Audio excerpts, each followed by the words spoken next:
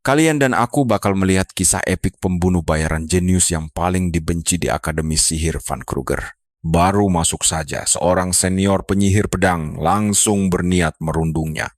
Saat Van sedang berjalan santai di koridor bersama, temannya tanpa memedulikan sekeliling, senior sombong itu langsung bertindak ekstrem untuk menarik perhatian sang pembunuh bayaran kita. Seketika, dia menodongkan pedang ke leher Van dan menyuruhnya tunduk memberi hormat layaknya rakyat jelata yang tidak berdaya. Tapi Van sama sekali tidak takut. Dengan sangat tenang, dia berkata bahwa semua orang di akademi ini adalah setara. Detik berikutnya, dia mencengkram bilah pedang tajam itu dengan tangan kosong hingga si senior tidak bisa bergerak sama sekali.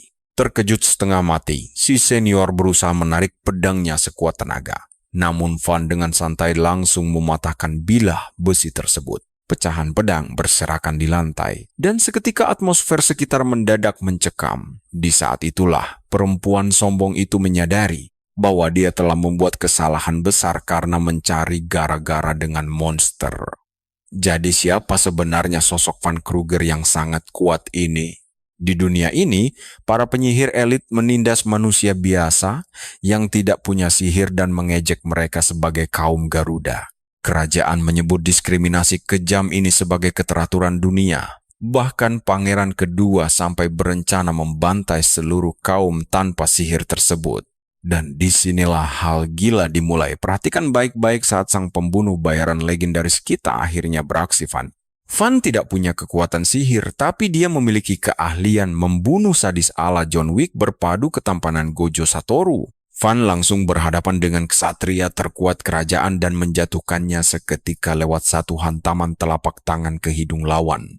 Serangan itu langsung menghancurkan otak korbannya. Penyihir tingkat tinggi lain mencoba menyerang, namun semua usahanya berakhir sia-sia belaka. Van menghabisinya dengan sangat mudah, menghancurkan rahangnya hingga penyihir tingkat tinggi itu tidak bisa merapalkan mantra lagi.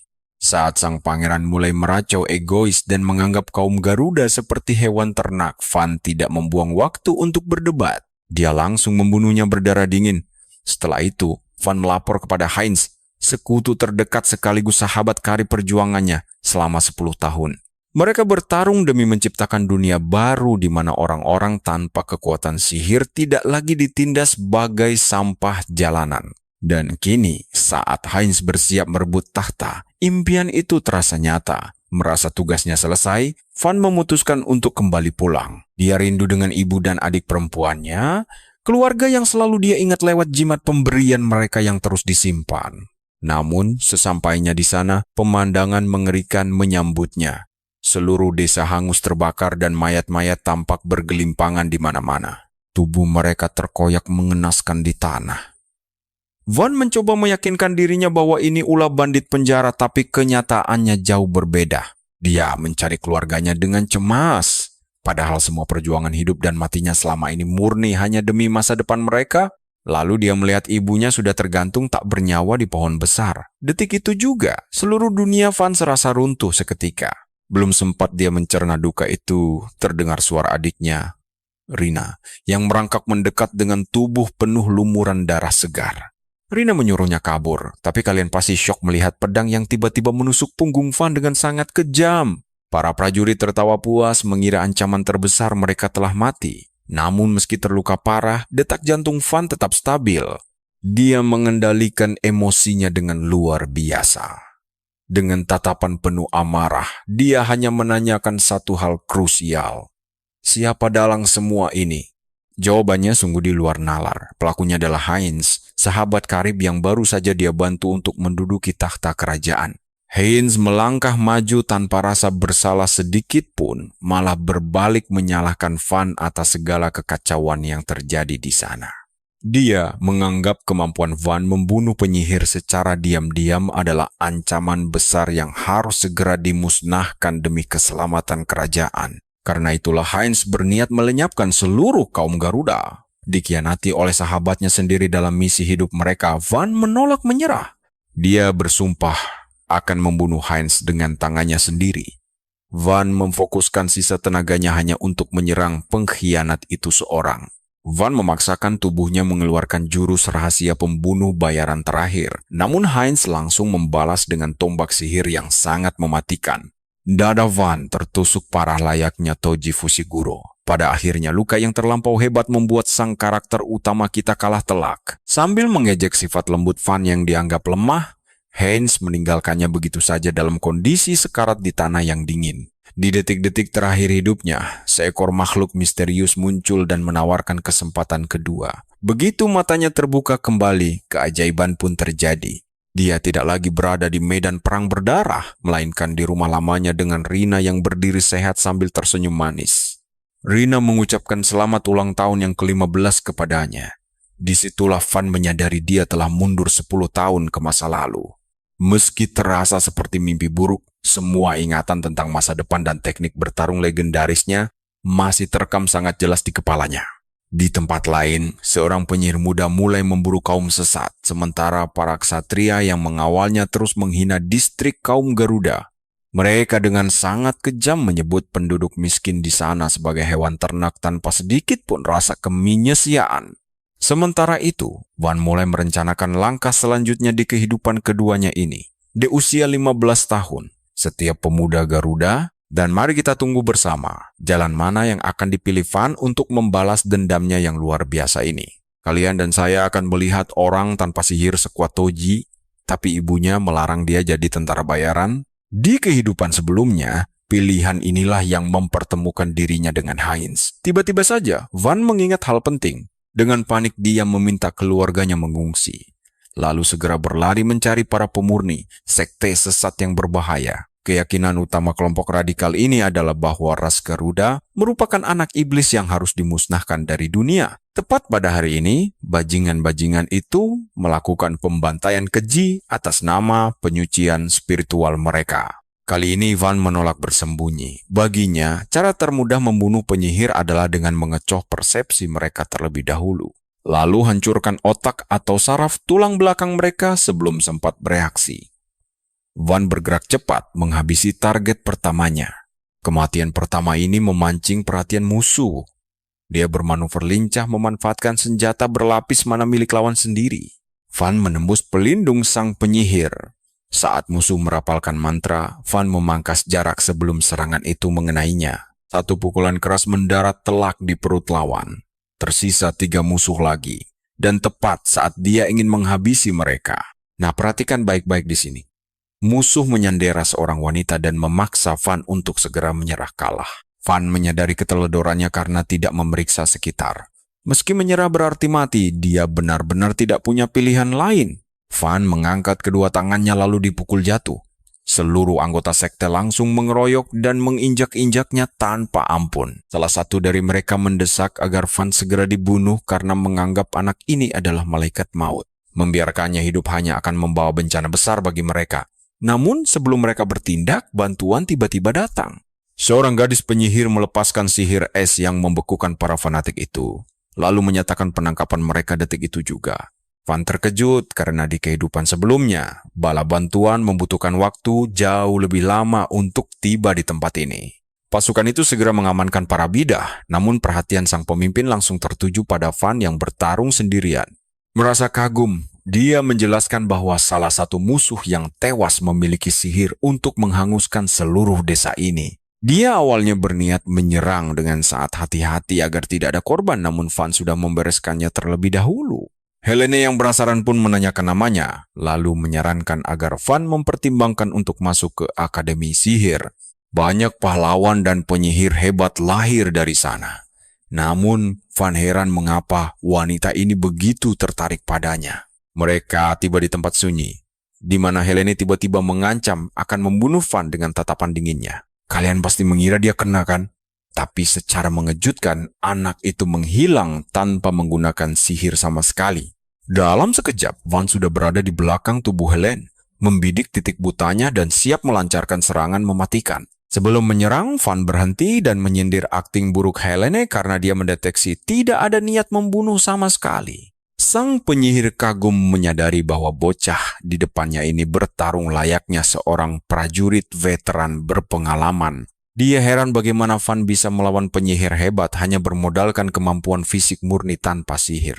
Helene lalu berkata bahwa nasib ras Garuda bisa berubah jika Van masuk akademi melalui jalur sistem kesatria berprestasi.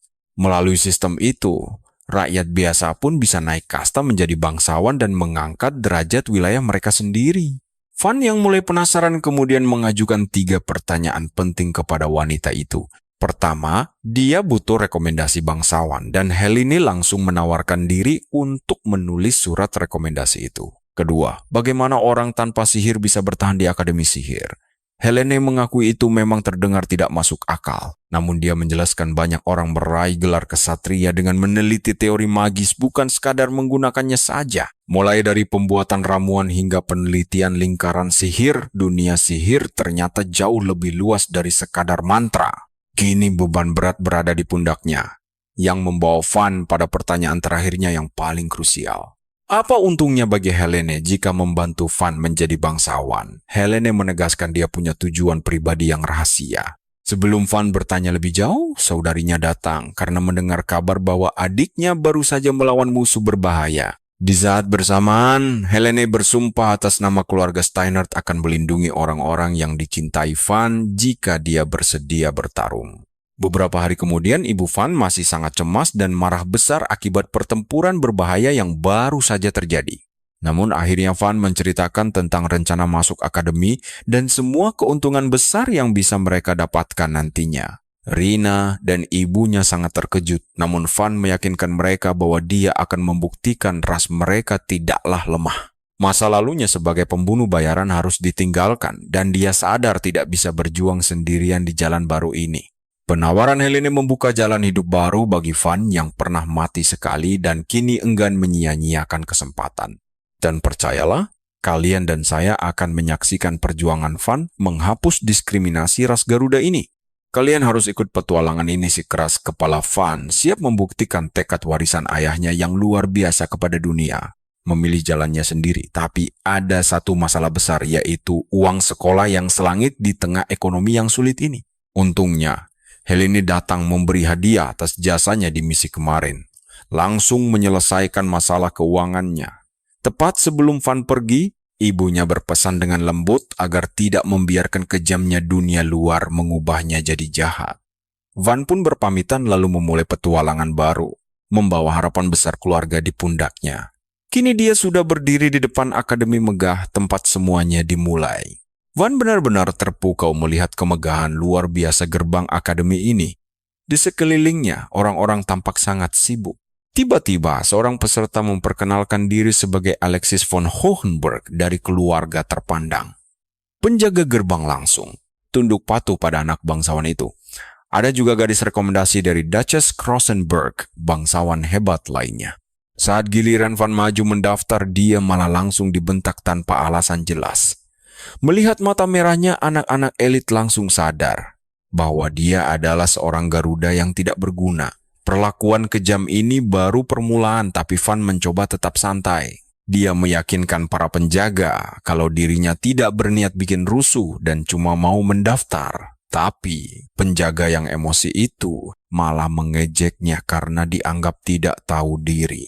Van membalas dengan menegaskan bahwa ini adalah akademi kerajaan, tempat di mana siapa saja bebas mendaftar tanpa memandang kasta. Tersinggung dengan ucapan polos itu, sang tombak pun langsung ditodongkan ke wajahnya. Nah, coba kalian perhatikan baik-baik bagaimana Van menghadapi situasi tegang ini. Di kepalanya, Van cuma heran kenapa urusannya bisa langsung serumit ini. Menghajar penjaga ini sih gampang sekali bagi dia. Untungnya penjaga lain yang lebih waras mencoba menahan rekannya agar tidak membuat keributan di depan banyak calon murid. Van sempat lega, karena setidaknya ada yang mau mendengarkan dia, tapi dugaannya langsung meleset jauh. Sama seperti yang lain, penjaga itu juga memandang rendah Van dengan tatapan penuh kehinaan. Mereka mengatainya sebagai orang bodoh yang berhalusinasi. Van sadar dia harus mulai terbiasa dengan perlakuan busuk begini. Meskipun begitu, si penjaga tetap menegaskan kalau akademi ini tidak membeda-bedakan latar belakang pendaftar. Tapi untuk bisa ikut ujian masuk, syarat mutlaknya harus punya surat rekomendasi dari seorang bangsawan. Penjaga yakin betul Van tidak memilikinya, tapi cowok itu langsung mengeluarkan surat resmi dengan segel bangsawan asli. Begitu melihat lambang resmi dari keluarga Steinhardt di surat itu, si penjaga malah mengamuk dan meneriakinya bajingan lancang. Dia tidak percaya bangsawan waras mau merekomendasikan bocah tanpa sihir, lalu merebut surat itu. Penjaga ingin menuduh Van melakukan kejahatan berat. Tapi Van tidak tinggal diam. Dia langsung menarik tangan si penjaga. Kalian pasti tidak menduga aksi secepat ini. Van membantingnya ke tanah dengan keras hingga semua orang melongo heran. Kedua penjaga seolah tidak percaya bahwa seorang bocah tanpa sihir mampu menjatuhkan pria dewasa dengan mudah seperti itu. Mereka menyebutnya kebetulan saja. Tiba-tiba salah satu penguji datang untuk memeriksa keributan, membuat kedua penjaga minta maaf karena bikin gaduh. Dengan ragu, mereka melaporkan ada seorang Garuda yang nekat mendaftar ke akademi ini. Sang penguji pun menatap Van dan bertanya siapa dirinya. Van memperkenalkan diri sebagai kandidat utusan Helen Steinhardt sendiri, nama besar yang langsung mengejutkan semua orang. Setelah memeriksa surat tersebut, penguji memastikan keaslian tanda tangan dari keluarga Steinhardt. Sikapnya langsung berubah drastis.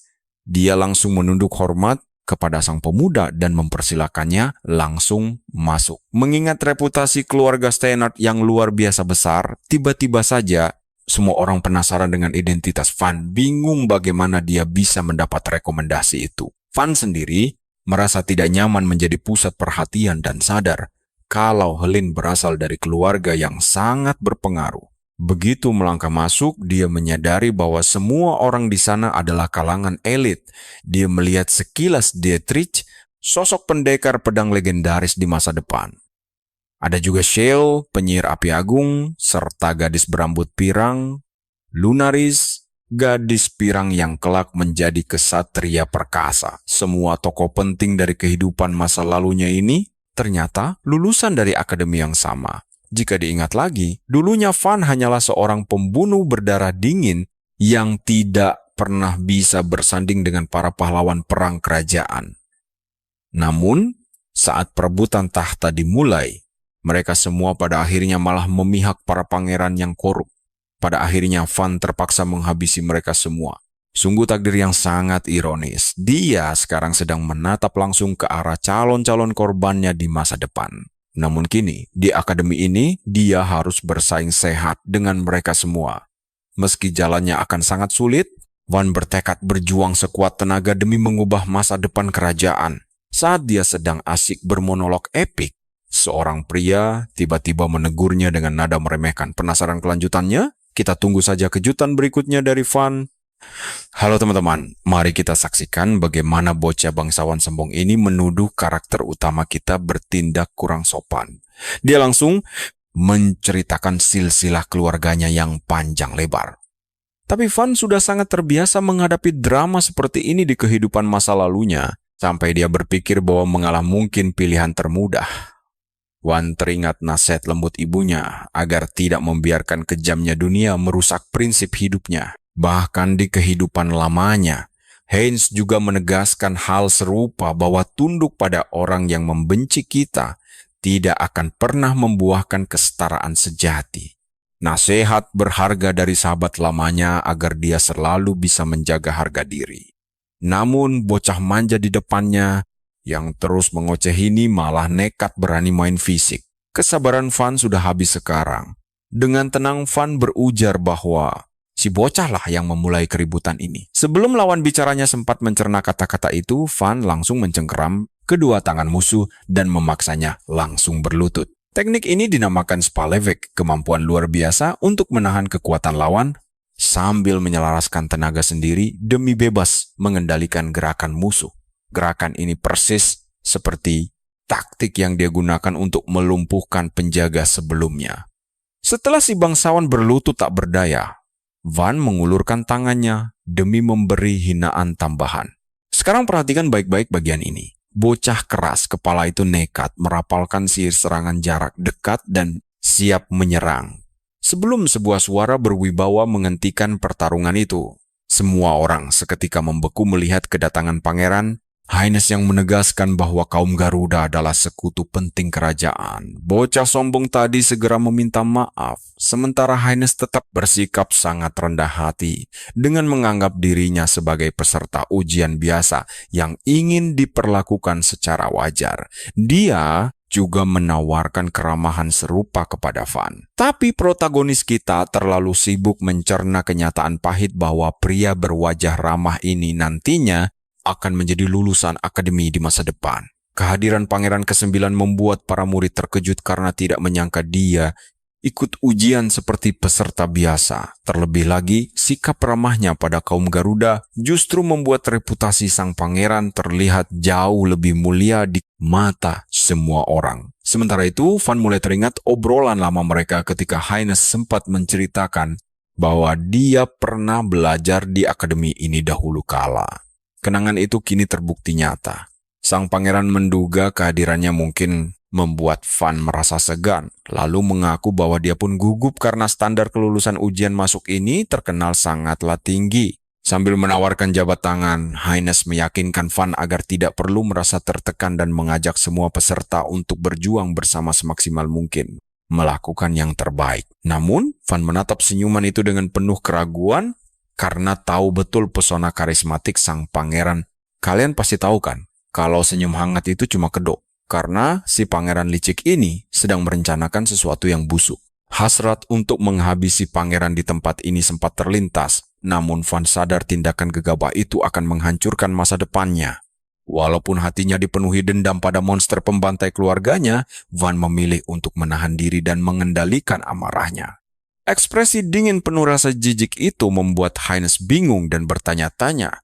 Namun pahlawan kita enggan membuang-buang waktu berurusan dengannya dan langsung pergi begitu saja tanpa minat berteman. Dia meninggalkan pangeran yang kini hanya bisa berdiri termangu dalam kesendirian.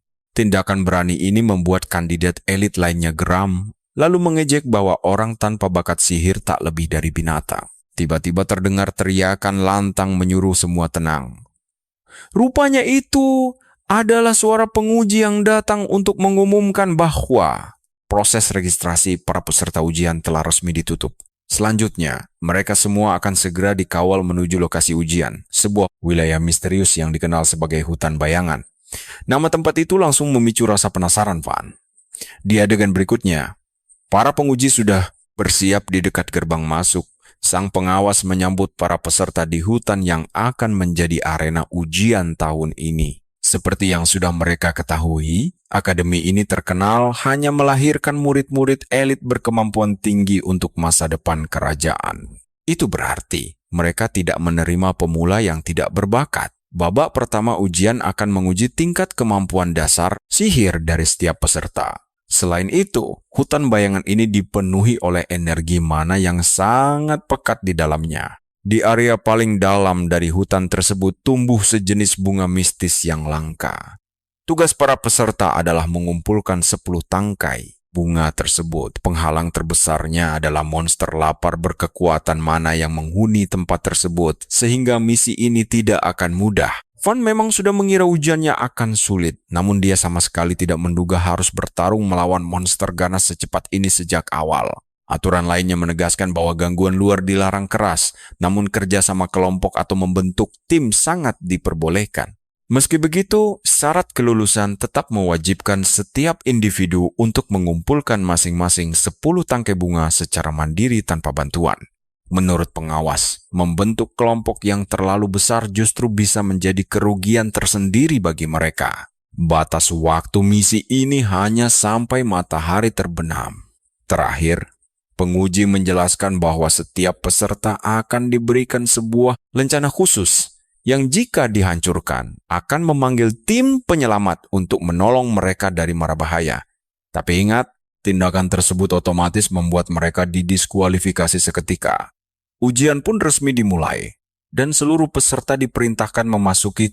Nah, mari kita nantikan keseruan aksi Van berikutnya di hutan bayangan, sementara para elit sibuk cari muka. Kalian harus tahu, saat murid lain sibuk reuni dengan temannya, karakter utama kita malah ditinggal sendirian tanpa rekan setim. Tapi itu malah bagus karena sejak awal Van memang ingin sendiri. Dia maju mengambil lencana, tapi tatapan dingin pengawas langsung tertuju padanya. Pria itu menyerahkan lencana dengan tatapan tajam membiarkan Van masuk ke hutan ujian. Tanpa disadari, ada seseorang menguntit di belakang. Tepat di belakangnya, tapi Van bukan penakut yang suka bersembunyi. Dia langsung menantang monster dengan kapasitas sihir tingkat menengah di depannya.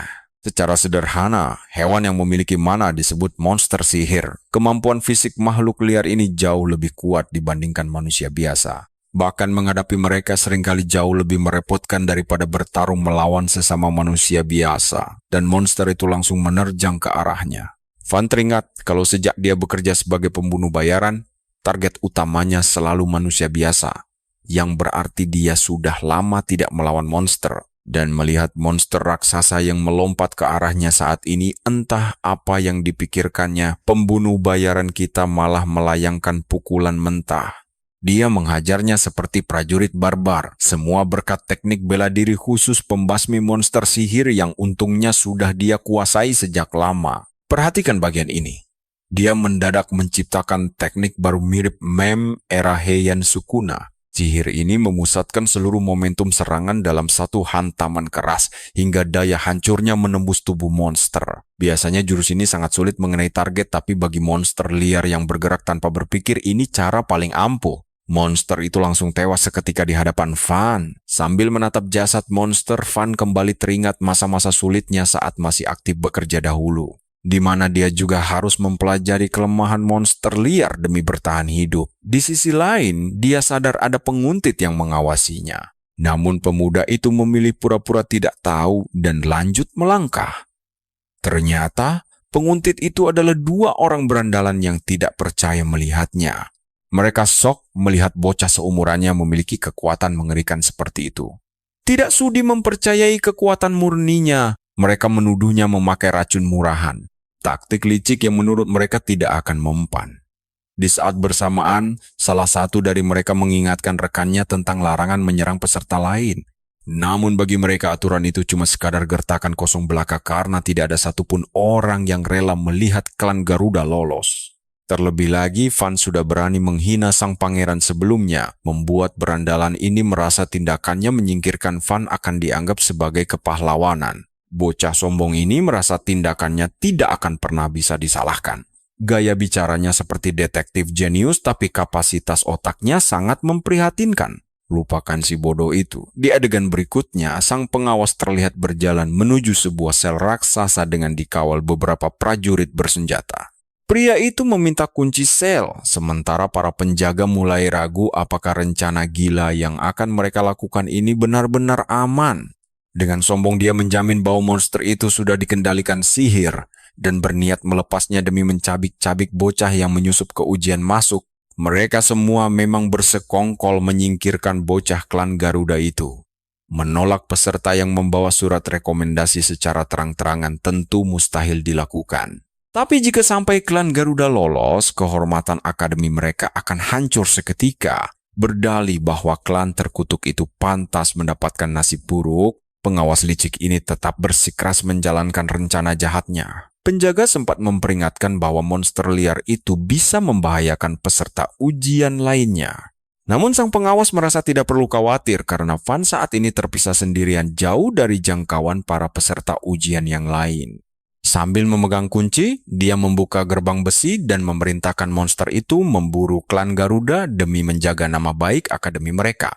Adegan kemudian berpindah menampilkan sesosok penguji berambut ungu yang mencurigai ada sesuatu yang tidak beres pada ujian tahun ini. Tiba-tiba pengawas licik tadi kembali menghampirinya, berpura-pura menanyakan situasi terkini sementara penguji melaporkan bahwa semuanya masih tampak aman terkendali. Pengawas pura-pura menanyakan situasi terkini, sementara penguji melaporkan semuanya aman. Lalu balik bertanya kemana pengawas pergi. Kalian juga bisa melihat senyum liciknya saat dia mengaku baru saja mempersiapkan sesuatu yang istimewa. Penguji muda itu langsung menyadari niat buruknya. Merasa ada yang tidak beres. Di sisi lain, jagoan kita, Van, bunga cantik bernama Air Mata Surga. Tugasnya sangat sederhana, cukup memetik satu kelopak bunga itu lalu kembali ke gerbang. Tapi, Sebelum memetiknya, dia mendadak berbalik dan menyuruh para pengutitnya untuk segera keluar dari tempat persembunyian mereka. Kedua berandalan itu terkejut karena posisi mereka sudah ketahuan sejak tadi, lalu mulai mengejek Van memiliki hidung tajam seperti anjing. Enggan terpancing emosinya, Van dengan tenang menjawab kalau dia sudah biasa menghadapi para pecundang yang hanya berani menyerang dari belakang. Kocaknya, Van tersadar kalau dia sendiri adalah seorang pembunuh bayaran yang sering memakai taktik pengecut serupa saat bekerja. Kedua berandalan itu mengejek bahwa Van tidak pantas berada di akademi ini, dan mereka akan membuktikannya dengan kekuatan mereka sendiri. Van langsung mematahkan logika bodoh mereka dan menegaskan alasan sebenarnya adalah karena harga diri mereka yang terluka. Sambil bersiap mengambil kuda-kuda bertarung, jagoan kita menjamin akan menghancurkan kesombongan yang tersisa di kepala bocah-bocah nakal ini. Sangat murka, kedua berandalan itu mulai merapal sihir untuk menyerang. Van langsung menganalisis bahaya yang akan dia hadapi. Dia menyadari satu orang adalah penyihir dan satunya lagi satria sihir. Pertarungan sesungguhnya akan segera dimulai di sini. Nah, kalian tahu kan kalau tipe petarung biasanya dibagi menjadi 3 kelompok utama. Pertama ada penyihir murni, kedua satria pedang sihir, dan terakhir tipe ketiga yang mengandalkan penguatan fisik langsung. Kalian dan saya akan melihat taktik Monofis ini, dua gaya berbeda dalam satu tim yang biasanya sangat efektif. Karena bisa saling menutupi kelemahan. Tapi melihat ekspresi bocah-bocah itu, Van tahu mereka belum pernah membunuh siapapun. Meskipun begitu mereka tetap mengincar nyawa Van, padahal Van sendiri sama sekali tidak berniat menghabisi nyawa mereka. Masalahnya begini, kalau murid kelas Garuda sampai mati, tidak akan ada yang peduli dan akademi akan menutupinya sebagai kecelakaan biasa. Tapi kalau anak bangsawan yang tewas, keluarga mereka akan mengerahkan seluruh kekuatan untuk memburu sang pembunuh sampai dapat. Bahkan bisa mengancam seluruh kasta Garuda demi balas dendam. Para bangsawan di negara ini memang sangat merepotkan untuk dihadapi. Mereka mendapatkan wilayah lewat perang, jadi selalu siap bertarung. Tapi kali ini, Van memilih untuk menghindari pertumpahan darah. Karena dia ingin tetap berjalan di jalan yang terang, makanya dia tidak akan memakai teknik mematikan saat bertarung nanti. Dia lebih memilih menghancurkan mental mereka agar menyerah. Tatapan tenangnya membuat bocah-bocah itu kesal, terutama si rambut mangkok, yang langsung merapal sihir angin Zerwin untuk menyerang Van. Meski Van berhasil menghindar, dia tetap terkena sedikit goresan. Bocah itu memuji reaksi cepat Van karena serangan tadi sebenarnya sangat mematikan, tapi Van sendiri tampak biasa saja. Van malas menanggapi tebasan angin itu, sementara si bangsawan malah menjelaskan sepanjang 12 halaman tentang teknik rahasia keluarganya. Perhatikan baik-baik. Jurus ini mirip tebasan tak terlihat milik Sukuna yang sangat sulit untuk dihindari oleh musuh. Si bocah merasa di atas angin menyuruh sang Garuda berlutut dan memohon ampun, tapi Van justru menganggapnya remeh. Van menyebutnya sihir musim panas yang payah, lalu menyindir apakah keluarga Valtryek hanya bisa menghasilkan hembusan angin sepoi-sepoi. Sindiran yang sangat telak. Van berhasil memprovokasi lawan hingga emosi dan merapal teknik yang jauh lebih kuat, yaitu badai Zerwinda. Serangan berdaya hancur luas ini merusak hutan sekitarnya, namun gerak kaki Van jauh lebih lincah, sehingga dia mampu menghindari tebasan tak kasat mata itu. Van tidak melihatnya, dia hanya sangat peka membaca niat membunuh. Setelah berhasil mendekat, Van langsung melayangkan sebuah pukulan telak ke arah perut yang membuatnya langsung tersungkur, memberinya pelajaran berharga yang membungkamnya. Begitu lawan pertama pingsan, bocah penyihir pedang yang tersisa mencoba maju beraksi. Dia bergaya sok jagoan sambil menerjang maju, namun Van langsung mengamati tangannya untuk segera menganalisis tipe bertarungnya. Baginya, selama dia bisa menghindari tebasan pedang, senjata itu tidak ada bedanya. Tapi, melaksanakannya jelas tidak semudah itu. Karena ujung pedang tersebut mampu bergerak beberapa kali lipat lebih cepat daripada sebuah pukulan biasa. Namun demikian, Van memiliki refleks secepat kilat, memungkinkannya menerobos masuk dan langsung mencengkeram tangan lawan bukan menahan pedangnya. Dengan cerdik dia mengalihkan arah lengan tersebut membuat keseimbangan lawan goyah sebelum melayangkan sebuah pukulan karate. Pukulan itu membuatnya roboh seketika. Saat bocah kedua mencoba bangkit, Van menantangnya untuk maju lagi jika masih berani. Jika dia nekat, Van tidak akan menahan diri lagi. Bocah itu langsung mengangkat tangan menyerah, memohon agar pertarungan dihentikan. Kalian bisa merasakan ketegangannya kan? Tiba-tiba Van mendeteksi aura yang sangat kuat dan mengerikan mendekat ke arah mereka. Nalurinya berteriak bahwa situasi sedang tidak beres. Karena khawatir, dia berteriak menyuruh mereka semua segera pergi dari sana. Di depan mereka muncul makhluk bersimbah darah merah yang sangat mengerikan hingga membuat langkah mereka terhenti seketika. Hanya dengan sekali serang, makhluk itu mementalkan mereka bertiga tinggi ke udara hingga jatuh terhempas dengan sangat keras. Van terkejut melihat sosok monster tingkat tinggi bernama Hellboar yang seharusnya tidak berada di dalam hutan ini. Monster babi hutan itu bersiap menyerang lagi. Hellboar dikenal sebagai taring terkutuk yang memiliki kekuatan serang luar biasa. Terjangan bertenaga mana milik mereka setara dengan kekuatan sihir pengepungan. Singkatnya, beberapa hantaman saja bisa langsung berakibat fatal. Sadar pertarungan ini berbahaya, Van menyuruh kedua rekannya kabur. Salah satu dari mereka setuju, tapi si rambut ikal menolak. Penolakan itu mengejutkan Van, tapi bukan karena dia pemberani, melainkan karena kakinya hancur akibat serangan sebelumnya, sehingga dia bahkan tidak sanggup untuk berdiri.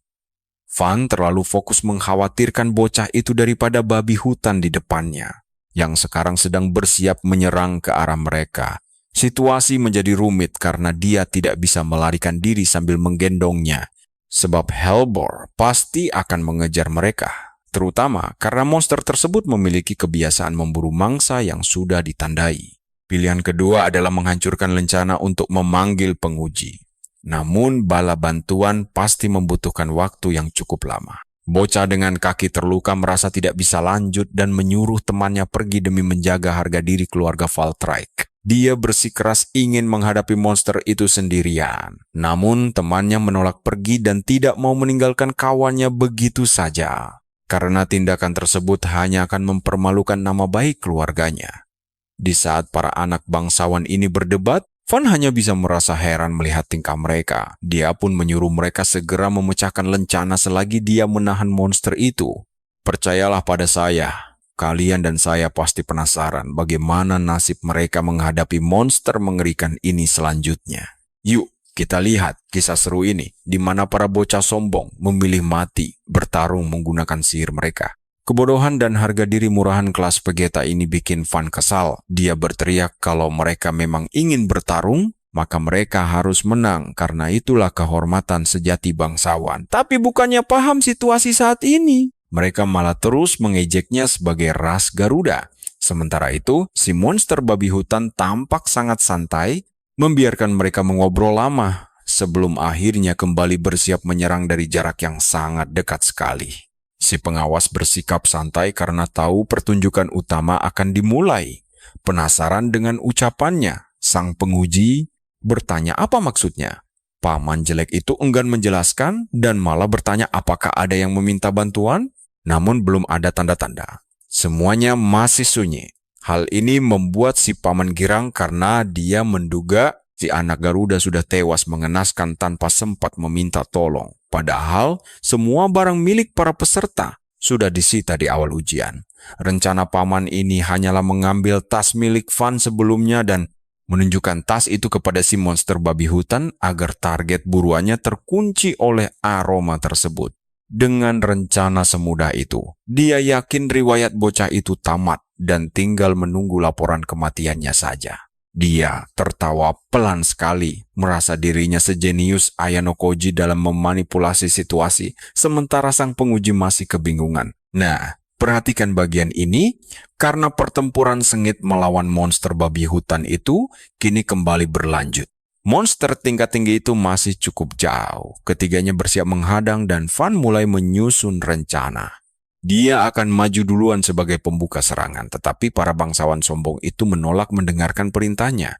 Suka atau tidak, mereka harus patuh, karena monster itu sudah bersiap meluncurkan serangan mematikan. Melihat ada celah kosong, Van melesat cepat mengincar titik lemah lawan dengan serangan telak. Pukulan penghancur itu membuat si monster terhuyung hingga membuat kedua bangsawan lainnya sangat terpukau. Teknik retribusi miliknya mampu mendeteksi gerakan lawan berikutnya. Sederhananya, jika makhluk berkaki 4 bergerak, seperti monster babi hutan ini, kepalanya pasti akan bergerak lebih dulu. Van memanfaatkan celah krusial itu untuk melancarkan serangan penetrasi. Namun sayangnya, serangan itu belum cukup kuat membunuh monster magis tersebut.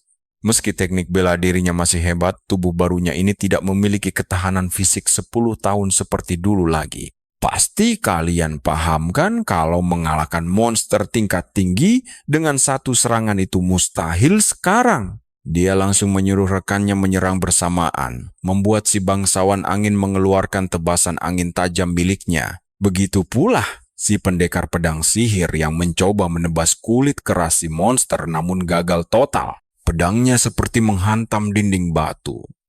Serangan mereka sia-sia dan malah membuat monster itu murka. Menyadari bahaya, Van menyuruh semuanya merunduk karena monster gendut itu melesat cepat menghancurkan segalanya. Untungnya, mereka semua selamat dari serbuan maut tersebut tanpa terluka parah sedikit pun. Van lega melihat mereka hidup meski salah satu bangsawan mengaku berhasil mengalihkan arah serbuan monster. Hanya berkat sihir angin itulah mereka terhindar dari kematian. Namun sayangnya bagi mereka, si pengguna pedang sihir benar-benar tidak berguna. Tapi Van tidak ingin mereka menyerah begitu saja. Meskipun terdengar seperti bunuh diri, Van meyakinkan mereka kalau serangan berikutnya akan mengirim monster itu ke neraka. Si bangsawan Valtryek menganggapnya gila karena mereka bahkan tidak bisa menembus pelindung sihir monster itu. Van memberikan saran taktis agar dia menggunakan batu untuk meningkatkan daya hancur teknik tersebut. Tebasan biasa mungkin kurang mempan, jadi mereka harus fokus menusuk di satu titik tertentu saja. Mengikuti sarannya, dia bertanya apa rencana Van karena situasi sekarang menunjukkan mereka tidak bisa menang. Bahkan gabungan 3 serangan pun mustahil. Si bangsawan berpikir Van hanya memanfaatkan mereka sebagai umpan. Van dituduh menyuruh bertarung lagi agar bisa melarikan diri sendirian meninggalkan mereka di sana. Tapi karakter utama kita memiliki aura yang luar biasa dan tidak berniat membalas dendam murahan. Tujuan utamanya adalah agar keluarganya dan ras Garuda diakui setara di dalam kerajaan ini. Demi mewujudkan impian besar itu, dia tidak akan pernah meninggalkan temannya di medan perang. Mendengar kata-kata tulus itu membuat si bangsawan sombong merasa sangat malu atas sikap buruknya selama ini dan merasa jijik dengan dirinya sendiri. Sementara itu, si monster babi hutan kembali bersiap menyerang. Dan disinilah kita akan melihat apakah mereka bisa bertahan hidup dari amukan mengerikan ini. Kalian harus lihat, ini dia melesat mengaktifkan anginnya demi melepas serpihan jurus maut Black Dust Sky Rain yang mengumpulkan puing-puing lalu menghantamkannya ke monster sihir itu. Binatang tingkat tinggi ini jelas terluka parah dan kewalahan menahan serangan bertubi-tubi, memberi celah bagi Van untuk masuk. Dia melompat menerjang si monster, langsung mengincar bagian kepalanya, lalu mencengkeramnya. Berbeda dari manusia, monster berkaki 4 biasanya tidak punya tulang belikat yang menyatu dengan tulang belakang mereka. Ini memberi mereka kelincahan luar biasa pada kaki depan, tapi juga menciptakan kelemahan fatal terhadap hantaman mendadak. Van langsung memakai teknik kombinasi Guki nomor 10 mengempaskan monster itu ke tanah. Selanjutnya, dia menyuruh si pendekar pedang sihir menusuk jantung monster yang berada tepat di bagian bawah badannya. Bocah pemilik pedang sihir itu hampir mendapatkan momen emasnya. Dia sempat ragu saat si monster menatap tajam ke arahnya. Namun, dia tetap melepaskan tusukan mematikan yang berhasil menembus kulit tebal lawan. Van dan bangsawan lain mulai bersenang-senang saat pedang itu menusuk tubuh si Hellbor menuju jantungnya. Sedikit lagi pertempuran akan selesai. Namun tiba-tiba binatang itu bangkit memakai kemampuan daruratnya, mengempaskan semua orang di sekitarnya. Jurus ini disebut mantra penghancur kutukan, kemampuan langka yang jarang dimiliki monster biasa. Raungan dahsyat Hellbor kini dipenuhi mana kuat yang langsung memicu ledakan besar ke sekeliling. Bangsawan pemegang pedang itu memuntahkan darah. Organ dalamnya terluka parah akibat hantaman energi tadi. Sekarang si Hellbor kembali memegang kendali penuh atas serangan dan tampaknya akan memenangkan duel ini. Sementara bocah malang itu hanya bisa pasrah menatap ajalnya. Mendadak, Van maju ke depan menahan seluruh bobot hantaman itu dengan tubuhnya memakai teknik gabungan bernama lens spirale. Teknik ini mengalihkan daya benturan ke tanah dengan memutarnya di sekitar tubuhnya. Bingung dan kesal, si babi hutan menambah daya dorongnya, membuat Van mulai kewalahan mengalihkan tekanan yang makin dahsyat. Terdesak, dia ragu apakah harus memakai kartu as miliknya meski berbahaya bagi tubuhnya. Ini satu-satunya cara bertahan hidup. Namun sebelum itu dia menyuruh bocah satunya segera kabur dan anak itu pun langsung lari menjauh. Kini setelah mereka tinggal berdua, Van berusaha sekuat tenaga bertahan, tapi Helbor malah melempar tubuhnya dengan keras hingga menghantam pohon terdekat dan melukainya. Bocah berkaki cacat mencoba mendekat untuk membantu, namun Van melarangnya. Helbor pun langsung bersiap menanduk Van yang terkapar tak berdaya. Suasana menjadi sangat menegangkan di titik ini. Semuanya tampak akan segera berakhir. Tiba-tiba, sang mantan pembunuh meneriakkan yel perang khusus untuk melepas pembatasnya. Perhatikan baik-baik, monster itu mendadak terhantam proyektil jarak jauh hingga terpental jatuh ke samping. Serangan tak terduga ini adalah mantra sihir. Van sangat mengenalnya dan langsung menatap pelaku penyerangan tersebut. Ternyata dia adalah Heinz. Sang pangeran datang menyelamatkan mereka. Bangsawan lain bergegas merawatnya dan menyuruhnya pergi. Namun Heinz menolak mentah-mentah karena merasa melindungi rakyat adalah tugas mulia seorang bangsawan. Omong kosongnya itu membangkitkan semangat para elit, tapi Van tahu itu cuma bualan belaka untuk memanipulasi orang-orang sebelum mengirim mereka langsung menuju kematian. Heinz bergaya sok akrab dengan para bangsawan, berpikir kerjasama bisa mengalahkan monster tersebut. Tapi Van yang muak langsung menolak keras usulannya. Penolakan tajam ini mengejutkan sang pangeran. Kalian pasti bingung kenapa dia menolak. Van menegaskan sekali lagi kalau dia tidak butuh bantuan pangeran. Para bangsawan memarahinya karena berani berkata kasar pada pangeran yang baru saja menyelamatkan nyawa mereka semua. Tapi Van punya argumen lain. Dia mengklaim monster itu sudah mati jika tidak diganggu oleh pangeran tadi. Ucapannya terdengar sangat sombong seperti ocehan pemain game yang kalah tarung. Heinz hanya diam memperhatikan Van yang maju menghadapi Helbor sendirian. Bocah keren ini bahkan menyuruh pangeran duduk manis menonton aksinya sendiri. Helbor kembali menyerang dengan kecepatan penuh. Ralph berharap bisa mendaratkan satu pukulan telak lagi ke arahnya. Namun Van melarangnya karena tindakan nekat hanya akan membunuh mereka semua. Bahkan bocah Voltrais pun tidak sanggup menerima hantaman lain. Di sisa nyawa terakhir, Van menyuruh mereka bersiap menunggu aba-abanya saja. Heinz menonton dengan penasaran sekaligus kesal. Saatnya beraksi. Van memberi sinyal untuk segera menghabisi monster itu. Dia maju paling depan menghadapi monster itu secara langsung. Sebelumnya dia sempat panik, namun kali ini dia memilih bertarung dengan strategi matang tanpa kartu as. Seperti biasa, Helbor melompat menerjangnya, tetapi sang tokoh utama langsung membalas lewat serangan pendorong ke atas. Setelah gagal 3 kali, si babi hutan akhirnya mulai menganggap serius kemampuan mereka.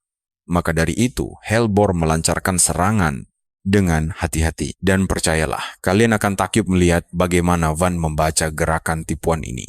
Mari kita lihat bagaimana Van dengan santai menahan serangan monster ini. Helbor itu mengaum keras dan mencoba menabraknya dengan taringnya, tapi Van dengan cerdik memutar tubuhnya untuk menghindar.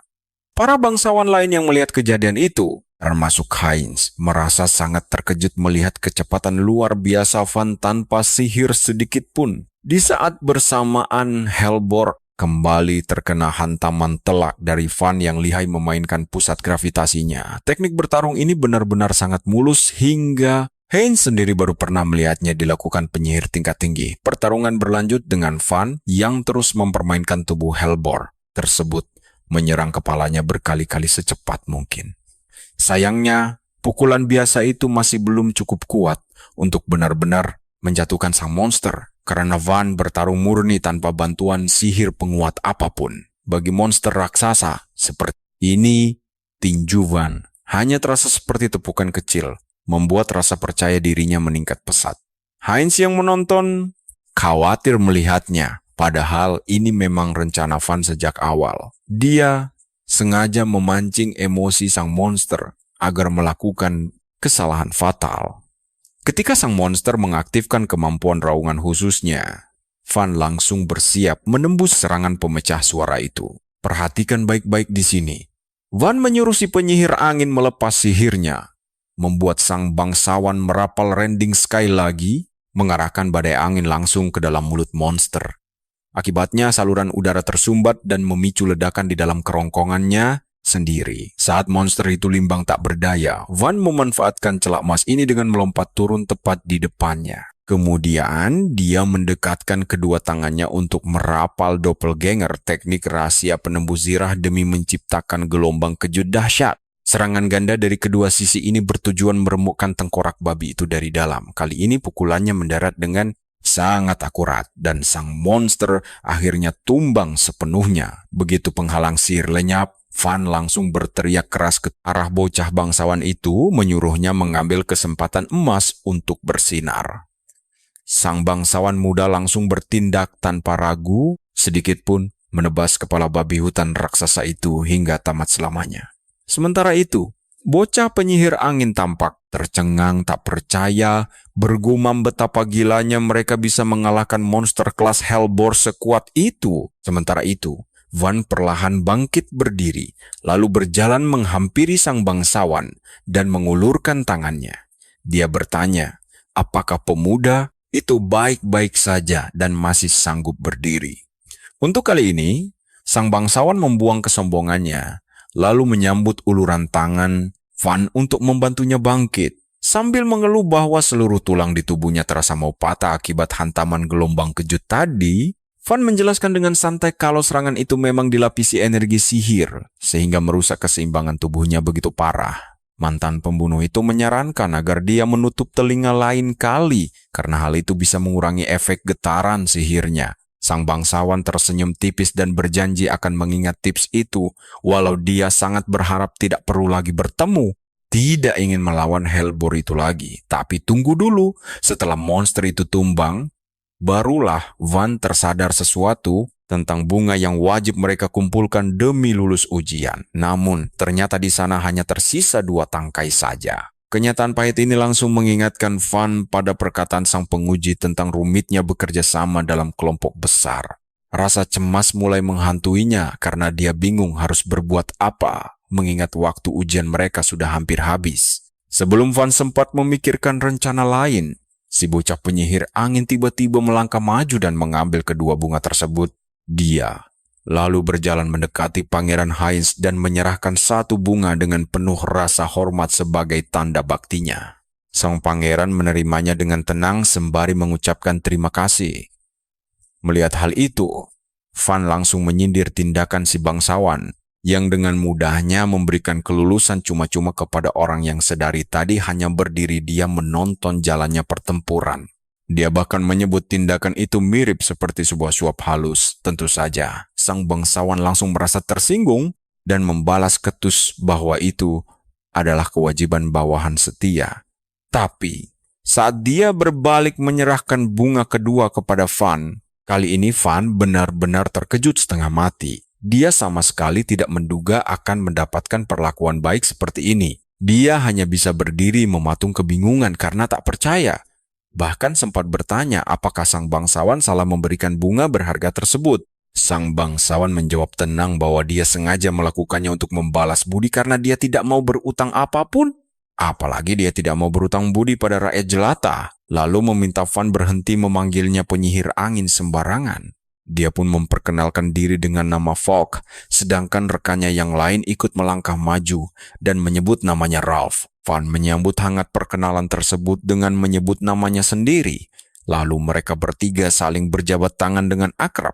Namun, saat Van berguyon bahwa mereka tidak akan bertemu lagi jika gagal ujian, sang pangeran tiba-tiba menghentikan langkah mereka. Heinz menyuruh mereka menunggu sebentar, lalu dia memungut beberapa tangkai bunga layu yang berserakan di tanah sekitarnya. Dia merapal sihir cahaya tingkat tinggi untuk membuat kelopak bunga itu mekar kembali dengan sangat indah dan menawan, membuat para bangsawan itu terpana. Sungguh pertunjukan sihir luar biasa yang membuat kita semua tak sabar menanti kelanjutannya.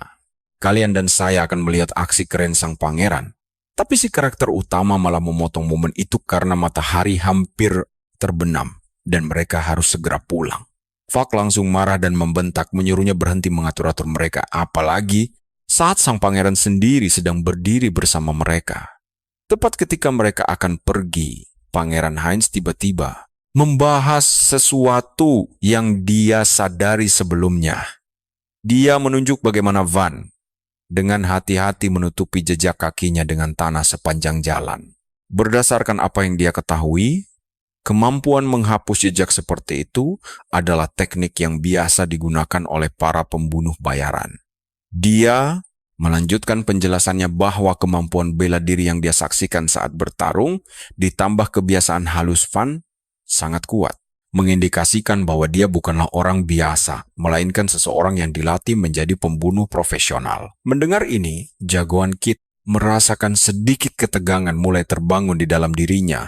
Dia mulai bertanya-tanya, apakah dia telah bertindak terlalu jauh dan menunjukkan kemampuan lebih banyak dari yang seharusnya. Ternyata, Pangeran Heinz sendiri memiliki banyak kekhawatiran yang cukup besar karena dia dikelilingi oleh musuh di semua sisi.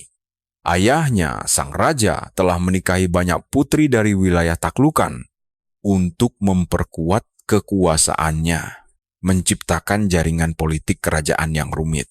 Ibu Heinz, sang ratu kelima, adalah aslinya seorang bangsawan dari dalam kerajaan itu sendiri yang memberinya posisi unik. Karena hal ini para ratu lainnya dan bahkan semua saudara tirinya yang lebih tua menganggapnya sebagai ancaman, takut kalau raja akan lebih memilih dia sebagai calon pewaris takhta. Nah, perhatikan baik-baik di sini. Dengan tekanan besar seperti itu, Heinz harus terus waspada dari bahaya pembunuh yang mengincarnya kapan saja. Dan karena semua yang baru saja dia amati, dia sekarang mulai mencurigai bahwa Van sendiri adalah agen rahasia yang dikirim untuk menghabisinya. Jika itu terbukti benar, maka ini bukanlah hal yang bisa dia abaikan begitu saja, dan dia berniat menyelesaikan masalah ini sekarang juga. Sementara itu, keringat dingin perlahan mengalir di wajah Van saat dia menyadari bahwa kebiasaan lama memang sangat sulit hilang. Apapun tindakannya, dia tidak bisa mengubah kenyataan bahwa dirinya adalah seorang pembunuh sebelum mengalami regresi. Masalah utamanya adalah dia tidak bisa mengakui hal seperti itu. Dan bahkan jika dia mengakuinya, tidak akan ada orang di sini yang benar-benar paham. Karena itu, dia harus segera memikirkan kebohongan yang meyakinkan untuk keluar dari situasi sulit ini. Van bersikap tenang dan menjawab dengan santai bahwa dia tidak pernah tahu teknik itu dianggap bagian dari etiket pembunuh. Namun, Pangeran Heinz bisa langsung melihat kebohongan di balik alasan konyol tersebut dan sama sekali tidak mempercayainya. Meski begitu, jagoan kita mengubah nada bicaranya dan menyuruh sang pangeran mempercayai apapun yang dia inginkan, menegaskan bahwa perkataannya benar. Nah kawan, setiap detik berlalu membuat suasana makin tegang. Sementara Van mulai berjalan perlahan mendekati Pangeran Heinz. Falk langsung bertindak mencoba menghalangi jalannya. Tetapi pada detik berikutnya, secara mengejutkan jagoan kita menghilang dan muncul tepat di hadapan pangeran, lalu dengan santai menaruh tangannya di atas bahu sang pangeran. Dia berkata bahwa dia hanya bercanda dan memintanya berhenti, membuat ekspresi serius yang menakutkan itu. Van kemudian menjelaskan bahwa dia tidak biasa berbicara dengan sopan, berdalih bahwa dia hanyalah bocah desa yang tidak pernah diajarkan sopan santun semacam ini. Dia membungkuk sedikit sambil tetap menjaga ketenangan dirinya, agar tidak menunjukkan apa yang sebenarnya sedang dia rasakan. Heinz bagaimanapun tidak tertarik berbasa-basi dan menyuruhnya berhenti berputar-putar menghindari pertanyaan darinya. Dia sekali lagi mengungkit langkah kaki yang digunakan Van, menyoroti bagaimana gerakan itu terlihat hampir mirip dengan teleportasi. Lalu langsung bertanya apakah dia pembunuh. Kali ini Van akhirnya mengajukan alasan yang lebih masuk akal dengan mengklaim bahwa ia mempelajari jurus tersebut dari Helen Steinhardt, sosok yang merekomendasikannya ke tempat ini. Dia lalu berbohong bahwa wanita itu menyarankannya menyembunyikan teknik bertarungnya sebisa mungkin, karena seni bela diri adalah satu-satunya senjata andalannya. Di dalam hati, anak itu merasa sedikit bersalah karena memanfaatkan namanya tanpa izin. Tetapi di sisi lain, jawabannya akhirnya berhasil membuat pangeran merasa tenang. Bahkan, Ralph tampak terkejut saat mendengar nama itu, membuktikan bahwa keluarganya berada di tingkat sosial yang dihormati bahkan oleh kalangan kerajaan. Mendengar nama skuad itu, sang pangeran teringat pada wanita yang dikenal sebagai Nona Bunga Es. Dia tahu betul bahwa dia adalah salah satu tokoh puncak di akademi. Satu-satunya hal yang sulit dia percayai adalah orang sekelas dia bisa memahami teknik pembunuhan secara mendalam, tapi dia tidak memikirkannya terlalu lama. Lagi pula, dia merasa yakin bahwa keluarganya tidak akan pernah terlibat dalam konspirasi berbahaya, seperti rencana pembunuhan seorang pangeran. Ralph kemudian mempertanyakan Van, menanyakan mengapa orang hebat seperti Helene mau merekomendasikan rakyat jelata tanpa asal-usul. Jagoan kita hanya menjawab bahwa dia sendiri tidak mengetahui alasannya sama sekali. Menjelaskan bahwa Helena hanya menyuruhnya pergi ke akademi dengan membawa surat rekomendasinya. Sang pangeran menengahi dan membagikan asumsinya sendiri, menduga bahwa Helen mungkin anak-anak bangsawan lainnya mulai menyetujui pendapat tersebut. Nah kawan, mari kita lihat kelanjutan kisah seru mereka setelah kalian dan aku bakal lihat sang pangeran menurunkan egonya untuk berterima kasih secara sopan setelah melihat kehebatan Van, mengaku kalau dirinya bakal berada dalam bahaya yang sangat fatal jika menghadapi monster itu sendirian. Dia bahkan terang-terangan berkata bahwa ia berutang nyawa pada Van, bahkan membungkuk kecil untuk menghormatinya. Tapi Van yang super cuek malah tetap bersikap dingin dan berkata santai, kalau mereka bertarung bukan demi sang pangeran sejak awal. Fogg langsung memarahinya karena ucapan kurang ajar itu, tapi karakter utama kita sama sekali tidak peduli, apalagi setelah semua perjuangan berat yang sudah dia lewati. Sang pangeran diam-diam menyadari hal itu. Pemuda ini malah menyindirnya alih-alih meminta imbalan atau hadiah apapun.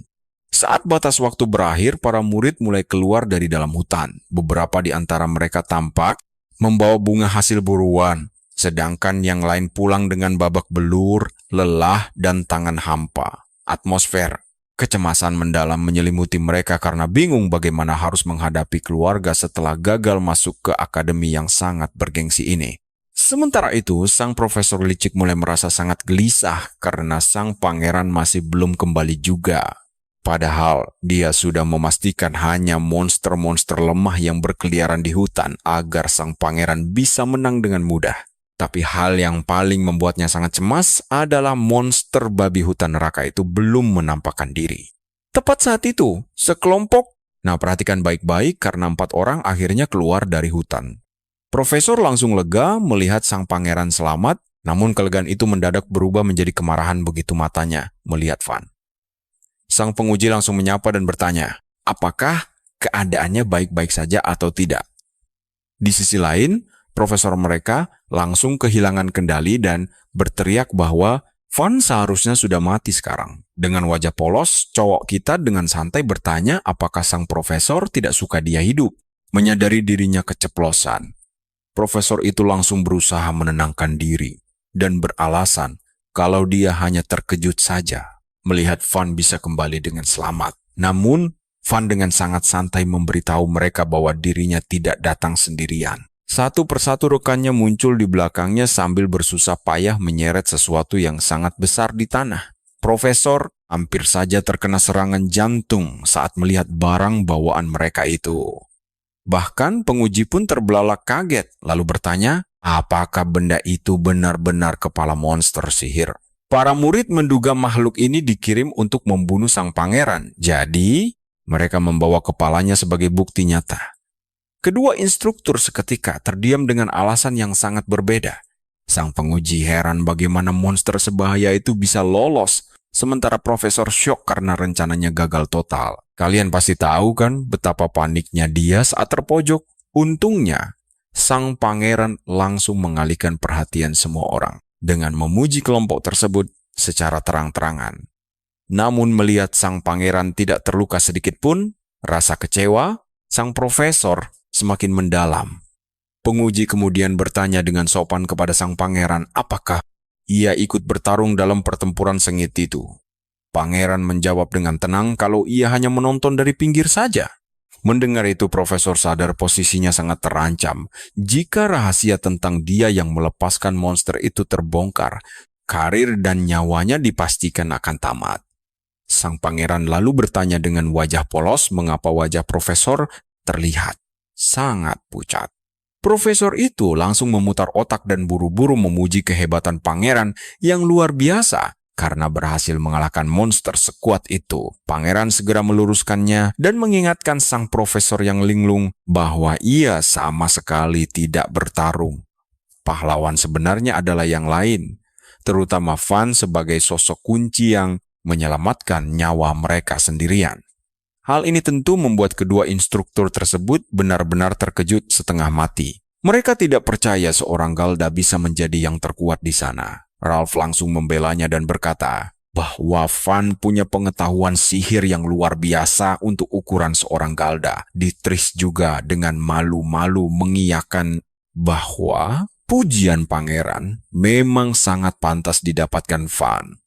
Profesor hanya bisa melongo karena tidak rela menerima kenyataan bahwa seorang Galda mencuri perhatian semua orang. Tapi sang pangeran memberikan pukulan telak dengan berkata bahwa hal ini sangat wajar bagi orang pilihan keluarga Steinhardt. Padahal Van tidak belajar banyak dari Helene, tapi ia memilih diam saja. Dengan begitu, rumor tentang kehebatan Galda pilihan dari sang nona bunga es langsung menyebar dengan sangat cepat. Sebagai gantinya, sang penguji memberikan rasa hormat dan terima kasih mendalam kepada Van karena telah melindungi sang pangeran. Namun seperti biasa, Van langsung membantahnya dan menegaskan bahwa dia sama sekali tidak berniat menyelamatkan sang pangeran. Hal itu hanyalah efek samping dari mengalahkan monster sihir tersebut. Setelah berkata begitu, ia langsung mengalihkan topik ke masalah yang jauh lebih penting. Mereka bertiga kemudian mengeluarkan sekuntum bunga biru sebagai bukti kelulusan. Sang penguji pun menatap sang profesor dengan pandangan penuh tuntutan, memaksanya untuk segera mengumumkan kelulusan ujian mereka. Kita akhirnya menyaksikan akhir dari ujian ini, di mana sang profesor terpaksa meloloskan nama Van beserta rekan-rekannya. Kalian dan aku bakal melihat pahlawan kita yang akhirnya resmi masuk ke Akademi Sihir bergengsi ini. Sang pangeran langsung memerintahkan penyelidikan mendalam atas monster buas itu. Lalu adegan berpindah ke upacara penyambutan. Kepala sekolah menegaskan kepada para murid baru bahwa akademi ini bukan tempat bagi mereka yang cuma mengandalkan sihir. Tujuannya adalah menempa bakat muda menjadi kesatria mulia demi melindungi kerajaan. Di antara kerumunan penyihir itu, Van merasa sangat lega karena kehidupan pahitnya akhirnya berubah menjadi jauh lebih baik sekarang. Di kehidupan pertamanya, menginjakkan kaki di sini saja mustahil. Apalagi menjadi murid resmi akademi ini. Dari kejauhan, Helen diam-diam mengamati si jenius yang bisa menghancurkan prasangka buruk dunia terhadap kaum Galda. Setelah itu, dia melangkah menyusuri lorong megah menuju sebuah pintu besar berukiran sangat indah.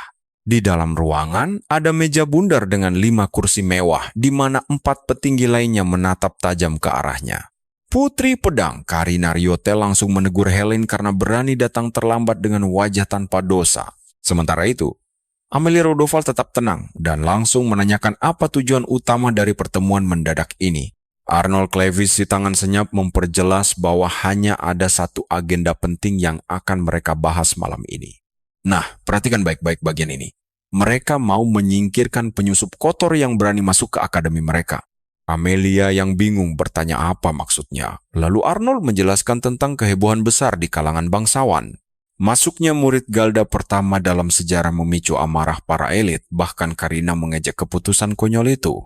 Menurutnya, lama-lama monster pun bisa sekolah di sana. Tapi yang paling murka di sini adalah Pangeran Leonis. Dia langsung mengarahkan pandangan tajamnya kepada sosok Hilain, sesama anggota dari 5 mahkota bercahaya tersebut. Ia menuntut penjelasan rasional kenapa gadis itu berani merekomendasikan kaum Galda rendah ke sekolah elit mereka. Di akademi ini, semua bangsawan dan penyihir hebat berkumpul. Dan pertikaian akibat harga diri sangat sering terjadi. Untuk meredam kekacauan itu, dibentuklah 5 mahkota bercahaya yang memiliki wewenang penuh untuk menertibkan murid. Leonis terus mendesak Helen yang terhormat atas keputusan yang dianggapnya sangat bodoh itu. Tanpa ragu sedikit pun, Helen menjawab bahwa dia telah melihat kekuatan luar biasa Van secara langsung. Namun, sang putri pedang menolak keras untuk menyamakan kaum lemah itu dengan kata kuat. Baginya, ras terkutuk sejak lahir seperti Galda tidak akan pernah bisa berguna dalam pertarungan sungguhan. Bahkan Amelia yang biasanya tenang juga setuju bahwa konsep itu sangat tidak masuk akal bagi mereka. Kalian pasti tahu rasanya diremehkan, kan? Dan si Leonis ini dengan angkuhnya menghina akal sehat Helen. Helen tersinggung dan membalas bahwa akal sehat hanyalah alasan bagi orang bodoh yang malas berpikir. Leonis mulai naik darah karena tidak terima otoritasnya direndahkan oleh seorang wanita di hadapannya. Saat situasi mulai memanas, Arnold dengan tenang menawarkan jalan keluar praktis untuk membuktikan kebenaran ucapan Helen. Leonis langsung tertarik dengan ide ujian itu dan bahkan menyiapkan hukuman berat jika bocah itu gagal. Meski Helen tahu ada niat licik di baliknya, dia memperingatkan mereka agar tidak meremehkan pilihannya. Ucapan itu membuat Karina kesal, hingga dia sendiri yang mengajukan diri untuk menguji kemampuan Van. Leonis pun memberi izin penuh untuk menghancurkan si penyusup, sementara Karina berjalan melewati Helen. Dengan nada mengejek, dia bertanya, apakah bocah kotor itu telah berhasil menarik perhatian pribadi Helayan. Tujuannya hanya satu, yaitu menghancurkan mainan kesayangan Helen, beserta kesombongan yang dimilikinya itu. 1 minggu pun berlalu, dan hari-hari pertama Van di akademi berjalan dengan cukup tenang. Dia teringat bagaimana di kelas sebelumnya, sang instruktur sengaja memberinya pertanyaan teori sihir yang rumit. Pertanyaan sulit itu ditujukan untuk mempermalukannya di depan semua murid lain yang hanya bisa terdiam. Dosen sombong itu bahkan mengejek bahwa ras rendahan seperti Galda mana mungkin bisa mengerti hal rumit. Ia terus menyindir bahwa kaum Galda tidak pernah membaca buku. Tapi disinilah kejutan besarnya terjadi. Van justru mempermalukan dosen tua itu dengan mengambil alih seluruh penjelasan materi kelas hari itu. Sejak kejadian tak terlupakan itu, tidak ada satupun orang yang berani macam-macam dengannya lagi. Lamunan pemuda itu seketika buyar saat sahabat karibnya si Ralph menepuk punggungnya dengan keras untuk mengajak makan siang bersama-sama. Van pun berterima kasih atas dukungannya, membuat Ralph kebingungan sebelum mereka melangkah pergi ke kantin. Dan disinilah kita ditinggalkan dengan gadis berambut ungu misterius yang tiba-tiba menantang pahlawan kita. Kalian harus tahu, cuma gara-gara lewat tanpa menyapa, mereka dituduh melakukan kejahatan besar. Meski sudah minta maaf, mata Van terbelalak kaget saat gadis itu menodongkan pedang ke lehernya. Van langsung bertanya ketus apa sebenarnya masalah si cewek gila ini. Dia menatap Van dengan senyuman yang sangat sombong. Mengklaim sudah sepantasnya seorang Golda bersujud dengan dahi menempel di lantai. Van dengan santai menjawab kalau mereka berdua adalah sesama murid akademi ini. Dia sama sekali tidak berniat untuk bersujud hanya karena kemauan sepihak si cewek. Mendengar itu, si cewek bertanya dengan dingin, apakah Van sadar posisi aslinya di sini. Tiba-tiba, Ralph maju membela temannya dan berkata tindakan cewek itu sudah keterlaluan. Namun, gadis sombong itu bersikeras bahwa menegakkan disiplin itu wajib agar semua orang tunduk pada atasan. Van hanya mengangguk pelan, setuju kalau senior harus dihormati, tapi dia tidak suka kalau ada orang asing aneh yang memaksa minta dihormati dengan menodongkan senjata ke lehernya. Van pun langsung mencengkeram erat pedang tersebut, membuat si cewek tidak bisa menarik atau mendorongnya. Dengan satu pelintiran tajam, Van membuat si cewek panik. Cewek itu mencoba menekan pedangnya lebih kuat, tapi di detik itu juga Van memberikan pukulan telak yang mematahkan pedang itu jadi 2 bagian. Begitu menyadari teknik pemutus pedang itu, si gadis yang tadinya sombong mulai keringat dingin. Nah, menyerang Van pakai pedang seng murahan jelas keputusan yang sangat amat bodoh. Pedang seng memang populer buat pemula karena mudah menyalurkan sihir, tapi bahannya terlalu rapuh untuk pertarungan sungguhan. Si gadis mengeluh kesal karena dilarang membawa pedang asli di area akademi. Hak istimewa itu hanya dimiliki oleh 5 mahkota cahaya. Baru pertama kali mendengar gelar itu, Van pun merasa penasaran. Tepat saat itu, sang putri pedang muncul dan langsung menuduh Van telah tidak sopan pada senior sekaligus merusak barang milik orang. Cewek berambut ungu itu langsung menunduk hormat dan menyapanya sebagai Nona Karina. Nama itu seketika memicu reaksi tajam di ingatan pahlawan kita. Di kehidupan sebelumnya tidak ada satupun orang yang tak mengenal Karina si pedang darah. Otak Van langsung korslet. Heran kenapa malaikat maut yang mengerikan itu bisa ada di dalam akademi ini. Van teringat saat dia masih menjadi pembunuh bayaran sebelum regresi. Kerajaan kala itu dilanda banyak sekali pemberontakan. Salah satunya adalah faksi pembersihan kejam bernama Cincin Pemusnahan Putih. Dan satu nama yang paling dia ingat dari kelompok itu adalah Nona Karina. Dia mengingatnya sebagai Blood Edge, sosok mengerikan yang telah membantai pahlawan yang tak terhitung jumlahnya. Demi menyapu bersih kelompok Cincin Pemusnahan Putih, kerajaan harus melakukan pengorbanan luar biasa besar. Semua kekacauan itu pada akhirnya memicu konflik mengerikan lainnya, yaitu perebutan tahta kerajaan. Van sendiri cuma pernah melihat Karina sekali di medan perang, tapi satu pertemuan itu sudah cukup membuat wajahnya terpahat selamanya di ingatan. Makanya jujur saja, kita pasti heran kenapa calon musuh terbesar kerajaan malah berada di sini, berdiri di dalam akademinya yang bergengsi. Di saat Van sedang melamun memikirkan hal itu, Karina menyadari. Tatapannya lalu memasukkannya ke daftar pelanggaran Van. Dia menyebut Van tidak sopan karena berani memelototi seorang kakak kelas. Van segera meminta maaf, tapi di saat bersamaan dia malah mengejek dengan santai mengatakan bahwa dia tidak menganggap Karina sebagai atasan. Si bocah bangsawan berusaha menghentikan Van memprovokasinya lebih jauh. Berulang kali memperingatkan siapa dia sebenarnya. Dia menjelaskan kalau Karina adalah bagian dari 5 Radiance. Saat Van tampak bingung, Ralph langsung menjelaskan kalau 5 Radiance adalah elit teratas di akademi ini. Orang-orang dengan tingkat kemampuan luar biasa. Dia memperkenalkan Karina sebagai anak ajaib yang berhasil masuk ke akademi ini saat baru berumur 13 tahun. Mendengar penjelasan itu, Van menyadari bahwa Karina sebenarnya merupakan putri dari seorang bangsawan berpangkat sangat tinggi.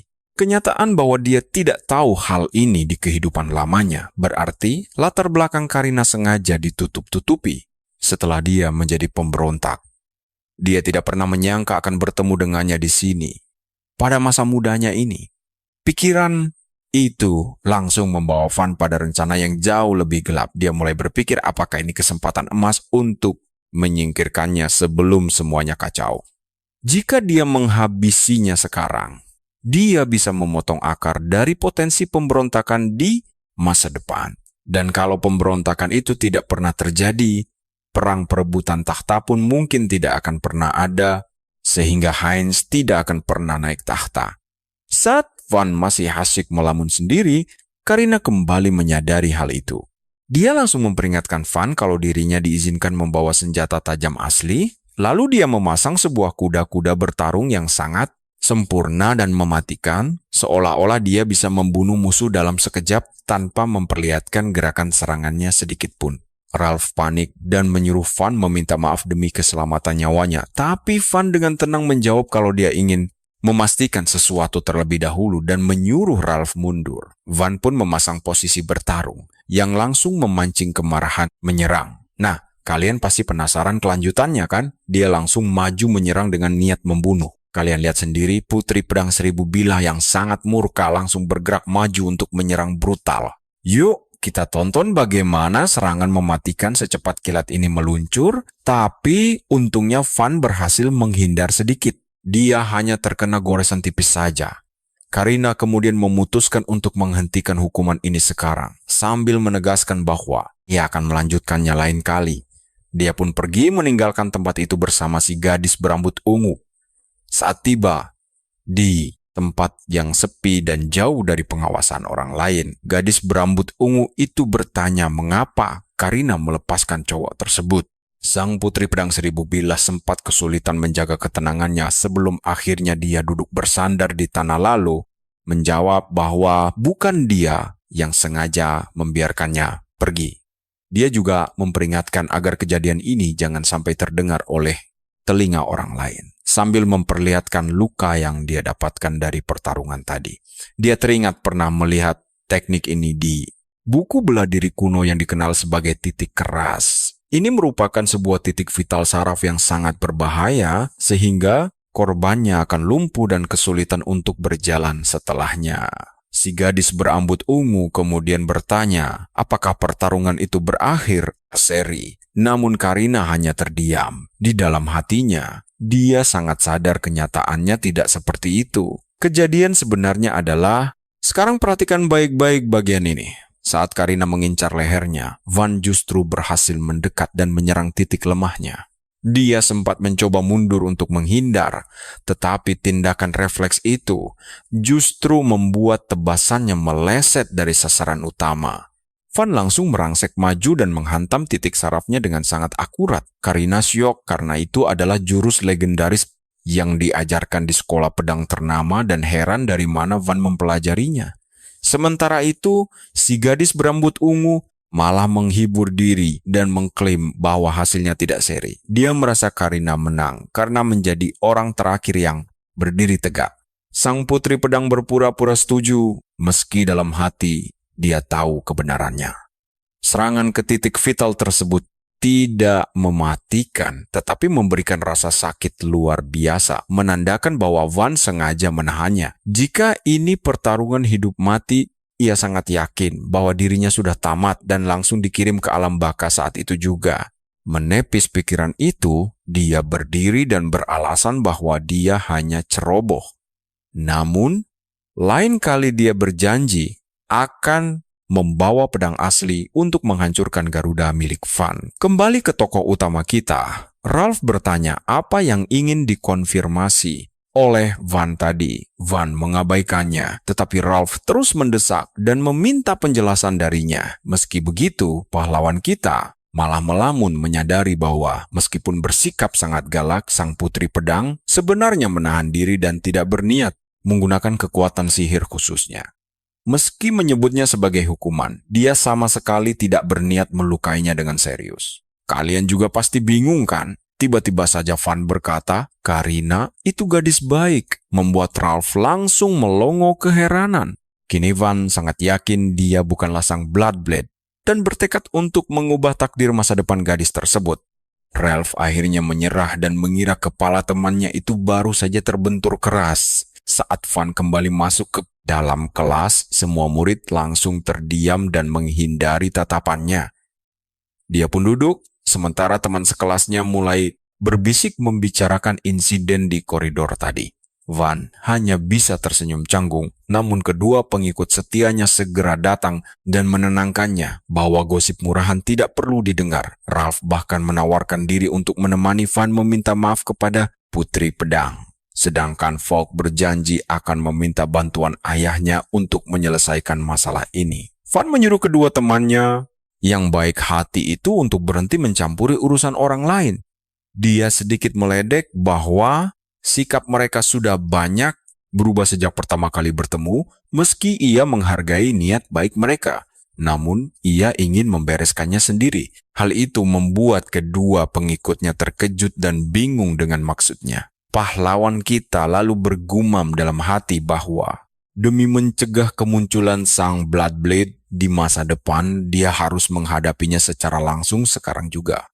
Van kemudian melontarkan lelucon garing bahwa 5 Radian hanyalah murid biasa yang mengurus kedisiplinan sekolah. Jadi mereka bukanlah ancaman besar. Falk dan Ralph dibuat heran oleh komentarnya itu dan bertanya apakah dia benar-benar sadar dengan situasinya. Tiba-tiba, perhatian seisi kelas teralihkan ke arah Helene yang baru saja masuk dan memanggil nama Van dengan lantang. Sambil bersandar santai di kursinya, Van bertanya ada perlu apa. Helene dengan sopan memintanya ikut sebentar saja. Berjanji tidak akan membuang waktu karena kelas berikutnya segera dimulai. Van menatapnya sejenak, tahu bahwa ajakan ini bukanlah sesuatu yang bisa dia tolak begitu saja. Setelah mereka berdua pergi, seisi kelas langsung dibuat gempar karena belum pernah ada murid yang berani bicara sesantai itu kepada sang nona bunga es. Suasana berpindah ke taman bunga, tempat yang sangat cocok untuk mengobrol dengan tenang.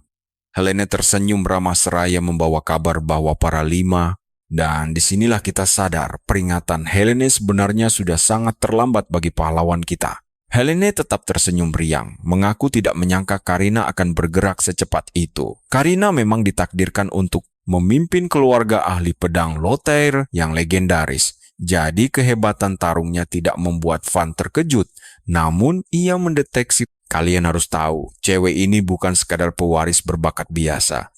Helen pun penasaran dan menanyakan maksudnya. Bingung menjelaskannya.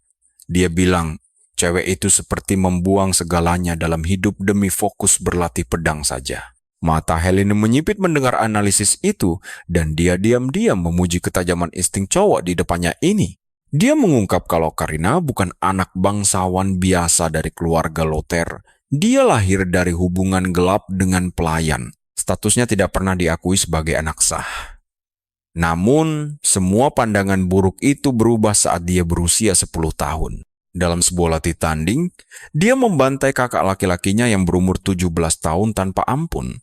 Padahal semua orang mengira kakaknya yang akan jadi pewaris, tapi bakat monster Karina mengubah segalanya. Meski dibenci dan dicemburui seumur hidupnya, dia tetap resmi ditunjuk sebagai kepala keluarga yang baru. Tanpa peduli status kelahirannya yang rumit itu. Mendengar ini, Van heran bagaimana Helene bisa tahu detail sedalam itu. Padahal dia orang luar. Helene tertawa kecil lalu berujar kalau gosip adalah bumbu utama di dunia bangsawan. Dia lalu teringat pertama kali melihat Karina di pesta formal sebelum upacara masuk akademi. Gadis itu menyendiri di pojokan. Tanpa ada satupun orang yang sudi menyapanya. Dia hanya diam memperhatikan ayahnya yang mengabaikan keberadaannya begitu saja. Seolah dia tidak pernah ada di sana.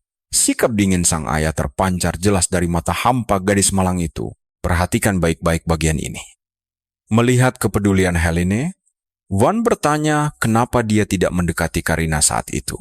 Helene menjelaskan kalau situasinya rumit karena tindakan dari pewaris keluarga bangsawan besar lain bisa memicu masalah serius. Itu bakal dianggap sebagai campur tangan Steinherz pada urusan internal keluarga Luthier. Fans pun mendesah sangat kesal. Aturan bangsawan memang selalu menyebalkan. Helene melanjutkan bahwa Karina mungkin sudah lupa dengan malam itu. Ditambah konflik politik keluarganya yang memanas, dia khawatir gadis itu nantinya akan tersesat ke jalan yang salah. Wajah fans langsung menegang dan bertanya apa yang akan Helene lakukan jika ketakutan itu benar-benar terjadi nantinya. Tanpa ragu, Helene menjawab dia akan mengerahkan seluruh kekuatannya untuk menghentikannya demi menebus penyesalan masa lalunya. Detik itu juga, teka-teki di kepala fans mulai terjawab. Dia selalu yakin Helene punya potensi menjadi pahlawan legendaris. Namun anehnya dia sama sekali tidak pernah mendengar nama Helene di kehidupan masa lalunya yang dulu. Kemungkinan besar, hidupnya berakhir tragis saat mencoba menyelamatkan Karina yang sudah kehilangan kendali atas dirinya sendiri.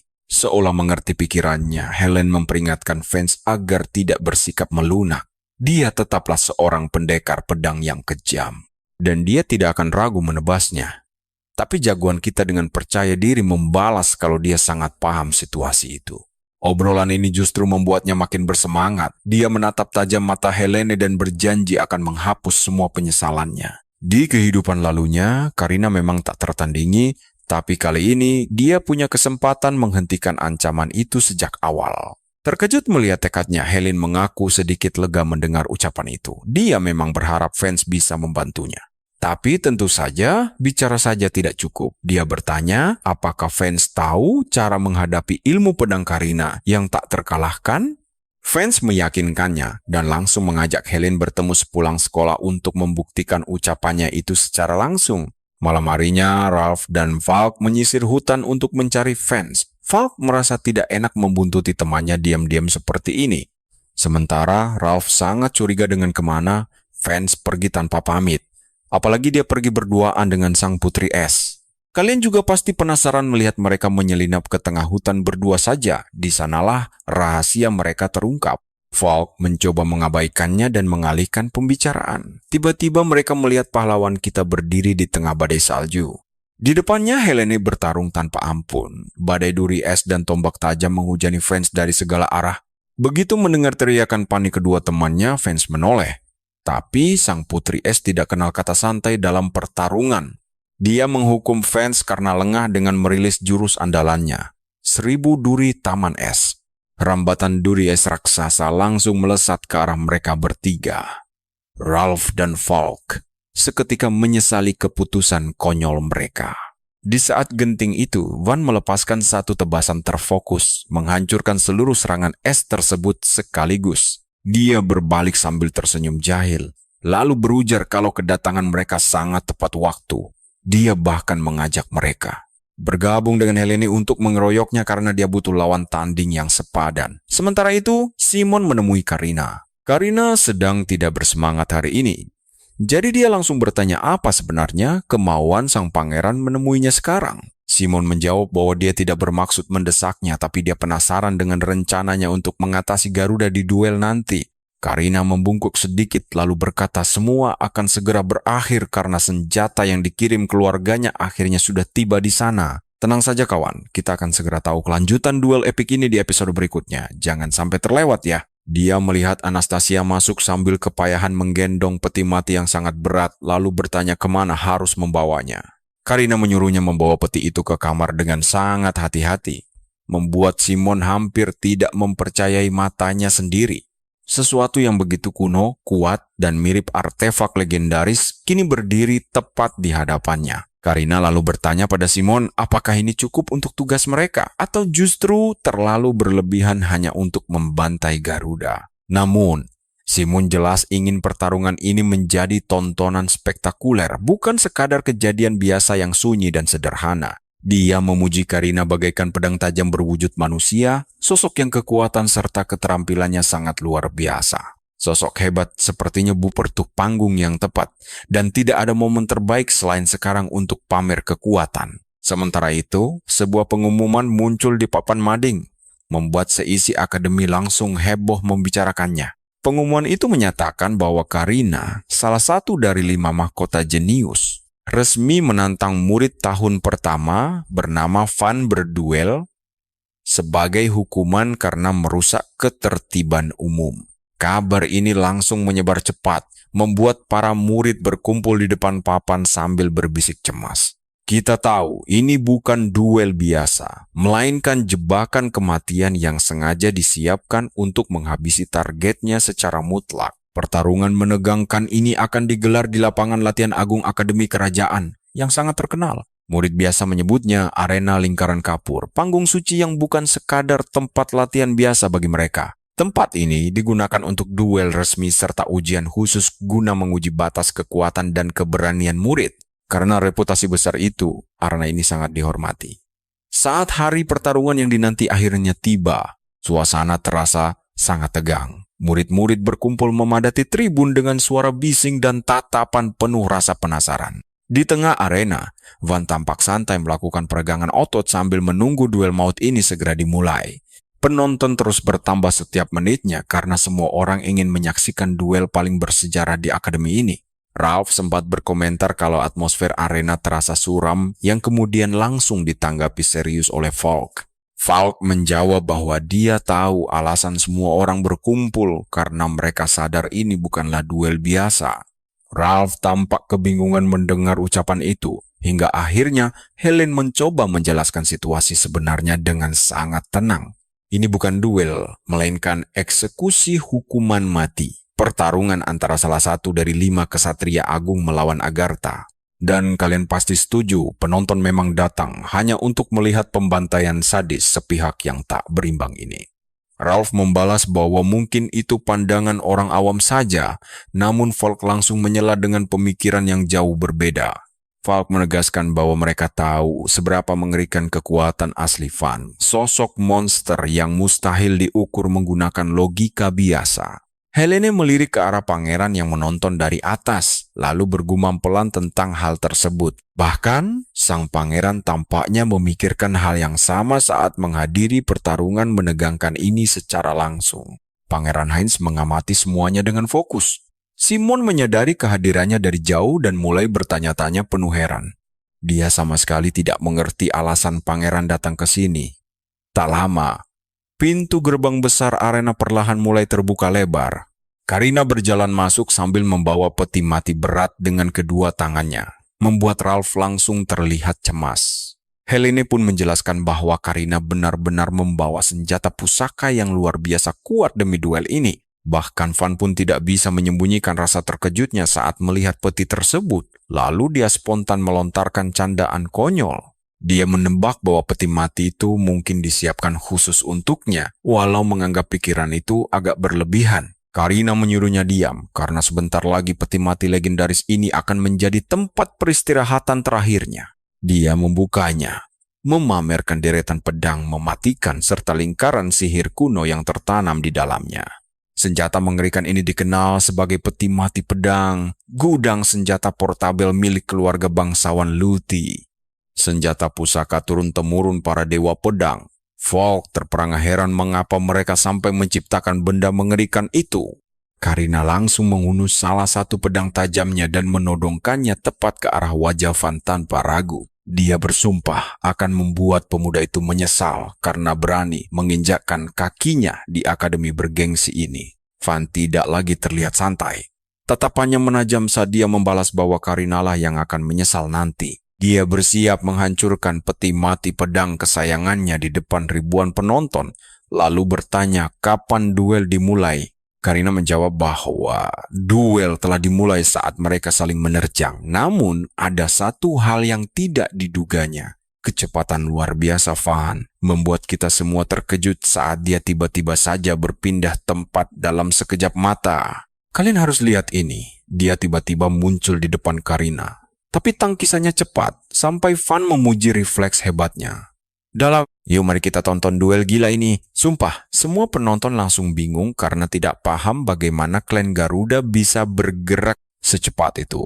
Orang-orang mengira dia memakai sihir teleportasi instan. Rumor konyol itu pun langsung menyebar dengan sangat cepat di antara para murid karena akal sehat mereka menolak penjelasan lain. Tapi tunggu, hal itu harusnya mustahil bagi klan kelas bawah yang mereka anggap remeh dan tidak punya bakat sihir. Sementara itu, Falk yang menonton dengan serius langsung mengakui bahwa mau bagaimana. Sering ia melihat Van melakukan trik gila tersebut. Gerakannya tetap terlihat seperti sihir murni. Namun, Helene dengan tenang mengoreksi ucapannya dan menjelaskan bahwa itu bukan sihir, melainkan teknik langkah bayangan. Biasanya, saat orang melangkah maju, mereka akan menghentak tanah, lalu tubuh mereka mengikuti secara berurutan, dan itu butuh waktu beberapa detik. Tapi cara gerak Van sangat berbeda karena ia tidak perlu menghentak tanah sama sekali. Dia justru meluncurkan seluruh tubuhnya dengan mengendalikan pusat gravitasi dan memanfaatkan putaran pinggul untuk menciptakan daya dorong kuat. Inilah rahasia sebenarnya dari kelincahan kaki tersebut, karena teknik itu, dia tampak meluncur mulus seolah ada pegas raksasa yang tersembunyi di bawah telapak kakinya. Dan bahkan setelah mendengar penjelasan rumit tersebut, murid pria lainnya masih saja sangat kebingungan. Faktanya, jika kau harus berhadapan langsung dengannya dalam jarak dekat, gerakan ini akan terasa seperti teleportasi instan. Saat Helene pertama kali melihat gerakan langka ini di hutan Garuda, dia pun mengira itu adalah sihir murni. Sekarang perhatikan baik-baik. Falk mulai merasa sangat bersemangat karena keunggulan ini membuat Van bisa mendominasi pertarungan jarak dekat di mana pedang panjang tidak berguna. Tapi pertempuran tiba-tiba berubah drastis. Karina mendadak menerjang maju dengan tebasan pedang bertubi-tubi, memaksa Van mundur hingga lengannya terkena luka goresan kecil. Karina ternyata sudah sangat menyadari bahwa Van sengaja merapat untuk menghindari jangkauan tebasan berbahaya dari pedang besarnya itu. Sesuatu yang luput dari perhitungan Van adalah pedang panjang memiliki bagian tumpul di dekat gagang bernama Ricasso. Dengan teknik bertarung bernama half swording, seorang satria tangguh bisa menggenggam erat Ricasso tersebut menggunakan satu tangan untuk mengendalikan pedang dalam pertarungan jarak dekat. Ralph teringat pernah mendengar teknik mematikan ini di medan tempur.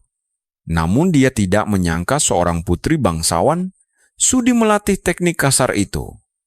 Di sini, Falk mulai paham bahwa rumor tentang Karina sebagai calon master pedang legendaris bukanlah pujian kosong belaka, melainkan takdir aslinya yang luar biasa. Helene terus mengamati jalannya duel dengan sangat saksama. Baginya, keputusan Karina ini tetaplah sebuah langkah yang tindakan berbahaya saat melawan Van. Karina mencoba mendekat lagi, namun Van langsung membalas serangan itu dengan pukulan cepat. Nah, disinilah semuanya menjadi sangat gila karena dia tidak berhenti dan terus merangsek maju. Kita semua pasti bingung melihat Simon menonton dengan wajah kesal karena dia mengira Karina hanya pasrah menerima perpukulan beruntun itu. Padahal Anastasia menjelaskan secara perlahan bahwa bagi ksatria sihir, setiap serangan fisik tanpa energi mana sangatlah sulit untuk dibaca atau dihindari. Dan karena pukulan Van sama sekali tidak mengandung kekuatan sihir sedikit pun, gerakannya menjadi sangat tidak terduga bagi mereka. Namun, Karina tampaknya tidak khawatir sama sekali dengan serangan itu. Dia malah menikmati pertarungan ini karena tubuhnya dilindungi perisai sihir yang kokoh. Dia yakin serangan fisik biasa takkan mampu menembus pertahanan tersebut tanpa adanya bantuan sihir. Tiba-tiba, suara berdenging yang sangat keras meledak di dalam telinga Karina, seolah gendang telinganya pecah seketika. Dengan tubuh gemetar karena sangat terkejut, dia langsung berteriak menanyakan apa yang telah Van lakukan padanya. Van pun menjawab dengan senyuman jahil dan mengejek bahwa konsentrasi sihir sang putri sangatlah payah karena terlalu dimanja di daerah asalnya. Ejekan telak itu tentu saja membuat amarah Karina meledak semakin menjadi-jadi. Lalu, Van menjelaskan bahwa teknik misterius yang dia gunakan tadi bernama telapak angin. Teknik ini melepaskan tekanan udara kuat dari hantaman telapak tangan kosong. Gelombang kejut dari tekanan udara padat itu merambat lurus dan langsung menghantam bagian saluran telinga bagian dalam sang putri. Bisik-bisik penjelasan itu mulai menyebar di arena selagi semua penonton menahan napas menyaksikan pemandangan yang sangat tidak masuk akal ini. Sang putri pedang yang sombong itu kini terdesak hebat dan mulai mundur. Tubuh Simon menegang melihat kekalahan memalukan itu. Rasa kesal memuncak karena baginya kaum bangsawan tidak boleh terlihat lemah di depan publik. Di tengah rasa sakit akibat dengungan keras di kepalanya, Van dengan tenang menawarkan padanya, apakah mereka sebaiknya menghentikan duel ini saja sekarang. Tanpa menunggu jawaban, dia langsung melesat maju untuk mengakhiri pertarungan yang sengit ini. Tapi secara sangat mengejutkan, Karina perlahan mengangkat kepalanya sambil menyeringai, sangat mengerikan. Pada detik ini, semua orang langsung menyadari ada yang salah. Mundurnya Karina bukanlah kelemahan, melainkan jebakan cerdik. Dia langsung menghentakkan ujung pedangnya ke tanah hingga gelombang kekuatan dahsyat meledak hebat. Getaran keras merambat cepat ke seluruh lantai arena dan menerbangkan puing-puing batu serta debu tebal ke segala penjuru. Seluruh penonton panik sementara Van bersiap menahan gempuran melihat serangan itu. Tapi percayalah, kalian dan saya tahu ayunan pedang berbalut mana ini adalah awal dari kehancuran. Kalian harus lihat ini sekali tebas, guncangan kekuatannya langsung bikin gemetar. Karina lalu menjelaskan alasan dibalik kekuatan dahsyat ini. Mengapa generasi pendekar pedang suci mendedikasikan hidup demi menguasai pedang Heavenfall. Van juga menyadari kelemahan dari teknik tersebut karena pedangnya sendiri kesulitan menahan beban aliran energi raksasa yang sangat dahsyat. Simon akhirnya bisa tersenyum lagi. Dia menyimpulkan kalau Karina jelas-jelas sengaja menahan kekuatannya sampai detik ini. Melihat level kekuatan luar biasa yang ditunjukkan sekarang, sudah sangat jelas baginya kalau Van tidak akan sanggup bertahan. Bagi Simon, hasilnya sudah mutlak. Jika Van gagal menahan serangan berikutnya, maka tubuhnya akan hancur lebur tanpa sisa. Namun, Van sama sekali tidak takut. Dia malah menyuruh Karina dengan santai agar lebih merawat pedangnya. Karina menjawab biasanya memang begitu, tapi kali ini dia akan mengakhiri duel konyol ini dengan tebasan berikutnya. Seketika itu juga, dia mengalirkan energi yang jauh lebih besar ke pedangnya. Penonton mulai cemas melihat situasi ini. Mereka sadar Karina benar-benar berniat membunuhnya. Ralph dan Falk pun saling berbisik panik mencoba memahami situasi. Helene langsung memotong pembicaraan mereka dan menjelaskan situasinya. Dia bilang serangan Van memang berhasil mendarat, tetapi serangannya masih kurang kuat untuk mengalahkan Karina dalam satu pukulan saja. Sementara Karina sebaliknya punya pedang Heavenfall yang mematikan. Nah, disinilah letak gilanya. Dia sengaja membiarkan serangan masuk karena ingin mengubah duel ini menjadi tontonan spektakuler. Helene menambahkan jika Karina melepaskan kekuatannya tepat saat Van mendekat, maka meski terhindar dari tebasan langsung, efek gelombang kejutnya saja tetap bisa membunuhnya dari jarak sangat dekat.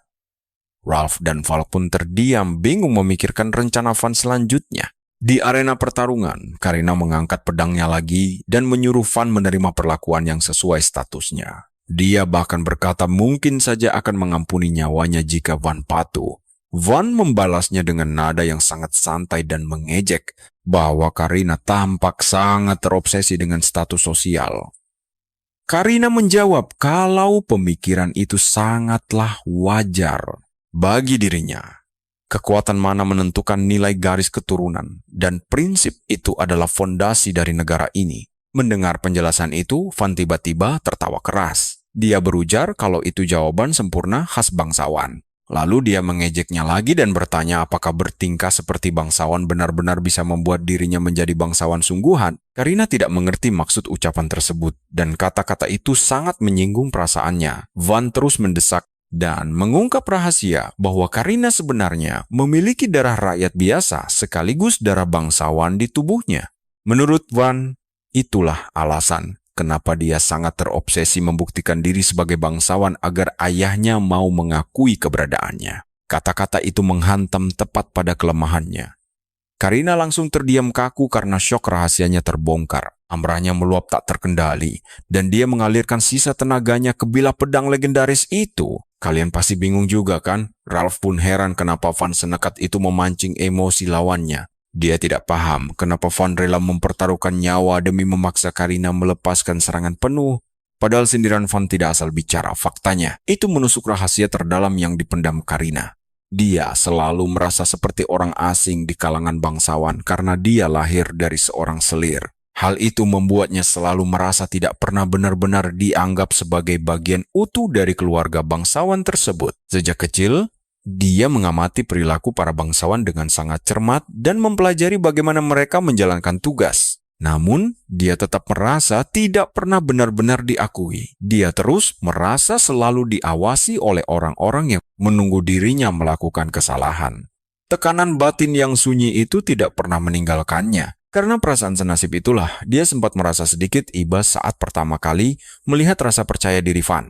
Meskipun dia seorang Garuda, Karina merasakan ikatan kecil.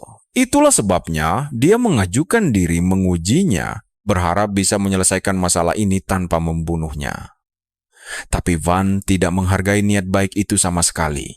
Van malah berani menghinanya, membuat Karina merasa dia memang pantas menerima kemarahan penuh darinya. Karina langsung mengayunkan pedangnya dengan niat membunuh, sedangkan Van segera menerobos maju mendekat. Karina melepaskan jurus pedang Heavenfall dan menghantamkan serangan itu ke bawah dengan kekuatan penuh. Saat debu mulai menipis, terlihat pemandangan yang seketika membuat napas semua orang terhenti.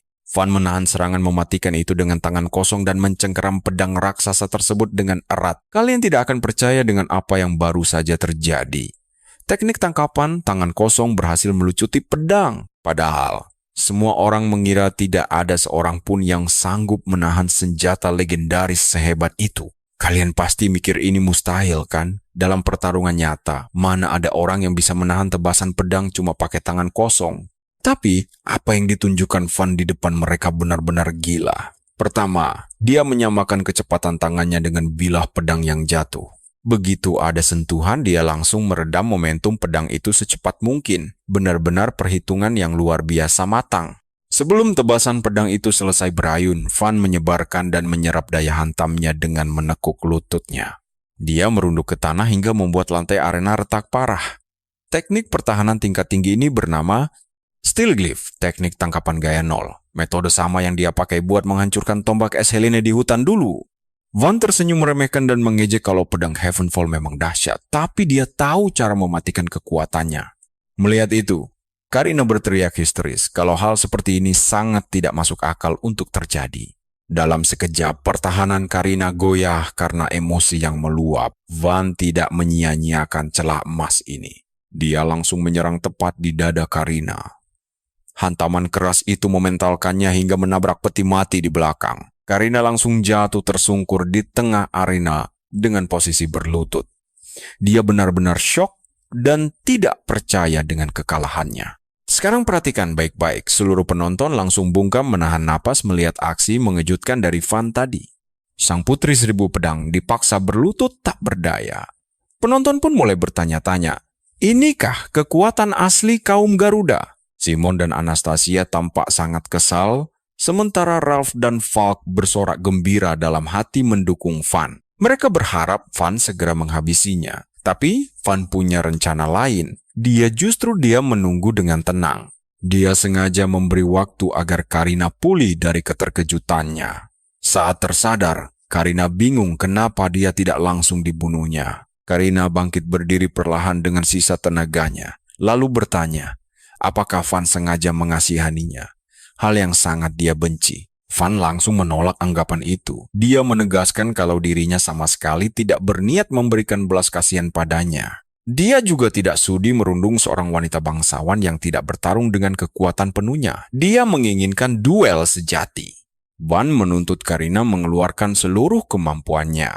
Kata-kata itu jelas terasa seperti penghinaan berat bagi harga diri Karina. Sebagai jawaban, Karina melepaskan kekuatan besar dari dalam peti matinya. Dia merogoh ke dalam untuk mengambil senjata pusaka. Pedang terkenal bernama Staring Sword.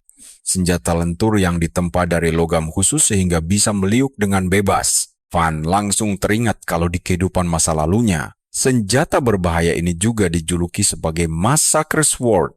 Nama aslinya adalah Bloodchain Prulet. Karina menatap Van dengan penuh tekad untuk membuktikan hasil latihan kerasnya. Dia bersumpah akan menunjukkan pengorbanan besar yang telah dia lalui untuk bisa berada di posisi teratas sekarang. Momen inilah yang paling kita tunggu-tunggu. Karina menantang Van jika dia memang berani untuk menghadapi kekuatan penuhnya. Dia memperingatkan Van bahwa jika dia tidak mampu bertahan nanti, maka kesalahan sepenuhnya ada di tangan Van sendiri. Bersamaan dengan itu, badai kekuatan dahsyat meledak dari peti matinya. Pusaran angin kencang mulai menyelimuti seluruh tubuh Karina. Tornado pedang yang mengerikan berputar dengan sangat cepat. Ralph dan Falk yang melihat itu langsung terbelalak kaget. Mereka kebingungan dan berusaha mencerna apakah ini bagian dari teknik pedang atau justru kekuatan magis tingkat tinggi. Helene menjelaskan kepada mereka bahwa teknik hebat ini sebenarnya adalah lingkaran sihir nasional legendaris bernama Requiem. Sihir pemungkas ini hanya bisa dikuasai oleh segelintir anggota keluarga Luthi yang memiliki bakat luar biasa saja. Sihir ini memanipulasi kelenturan pedang dan mendorong ujung bilanya melesat maju dengan kecepatan supersonik ekstrem. Van menatap badai mematikan yang terbentuk di depannya. Pusaran tajam itu tampak seperti tarian tombak yang berputar. Karina menyebut teknik mematikan ini sebagai tarian tombak melingkar. Dia mengklaim siapapun di dalamnya tidak akan selamat. Baik api, petir, maupun tubuh manusia biasa, semuanya akan hancur lebur begitu tarian pedang ini dimulai.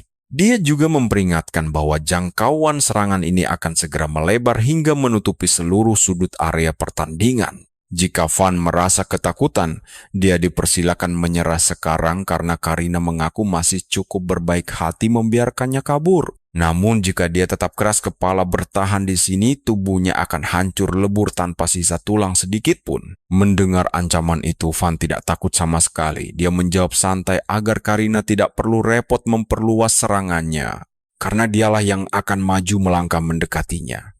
Van kemudian memejamkan matanya selama beberapa saat. Saat dia membuka matanya kembali, dia menyadari sesuatu. Tornado itu bergerak sangat cepat, tapi tidak sepenuhnya tidak terlihat. Garis samar pergerakan pedang mulai berkilau di udara, memperlihatkan jalurnya. Di saat itulah, dia mengaktifkan taktik Takip Saikia. Percaya deh teman-teman, mekanisme pertahanan otak luar biasa inilah yang membantu manusia melacak bahaya di saat terdesak dan kita bakal melihat kehebatannya. Kecepatan berpikir dalam kondisi stres ekstrem. Menurut kalian, mampukah sistem pertahanan unik manusia ini membantu melacak? Mari kita saksikan cara terbaik bertahan hidup saat ditekan informasi luar biasa. Orang biasa hanya merasakannya secara kebetulan. Namun Van telah menguasai pemicunya sesuka hati. Berbekal ketajaman indera itu, dia langsung melangkah masuk ke dalam pusaran badai yang mengamuk. Sesuai dugaannya, dia tidak hancur seketika, melainkan mampu bergerak menembus badai tanpa terluka sedikit pun. Simon terkejut melihat Van menangkis serangan dengan mudah. Bahkan sang pangeran menonton dengan rasa heran sekaligus kagum. Van ternyata sudah memahami prinsip kerja senjata tersebut. Pada pedang pegas, pusat gravitasi selalu berada di ujung bilah. Artinya, seluruh pola serangan hanya bergantung pada satu titik gerakan tersebut. Jika dia berhasil menghantam ujungnya saja, maka teknik itu akan hancur seketika. Karina menatapnya dengan penuh keraguan dan mengakui bahwa Van adalah monster sejati. Van menjawab dengan tenang bahwa ini bukan soal monster, melainkan dia hanya berlatih jauh lebih keras dari orang lain.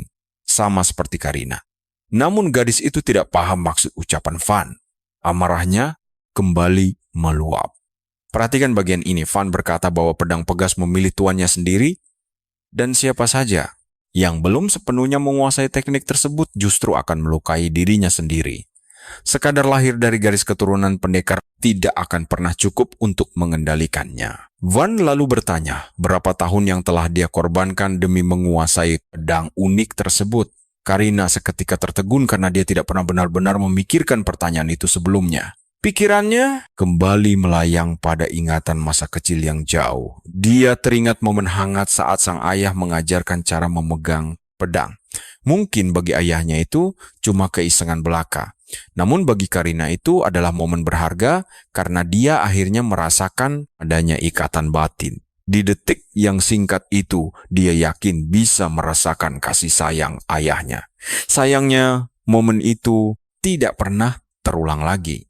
Sang ayah sibuk dengan urusan negara dan tidak punya waktu lagi untuk mengurus anak perempuan, hasil hubungan gelapnya. Beliau sudah memiliki keluarga resmi untuk dilindungi. Akhirnya, Karina pun memutuskan untuk kalian pasti tahu ujungnya. Dia percaya jika dia menjadi lebih kuat dari siapapun, sang ayah akan mengakuinya sebagai keluarga suatu hari nanti. Sejak saat itu dia mulai berlatih tanpa ampun. Hari demi hari dia terus menempa diri tanpa istirahat, hingga latihan keras itu membentuknya menjadi sosok yang sangat mengerikan. Hingga suatu hari dia berhasil mengalahkan saudara tirinya di depan banyak saksi mata.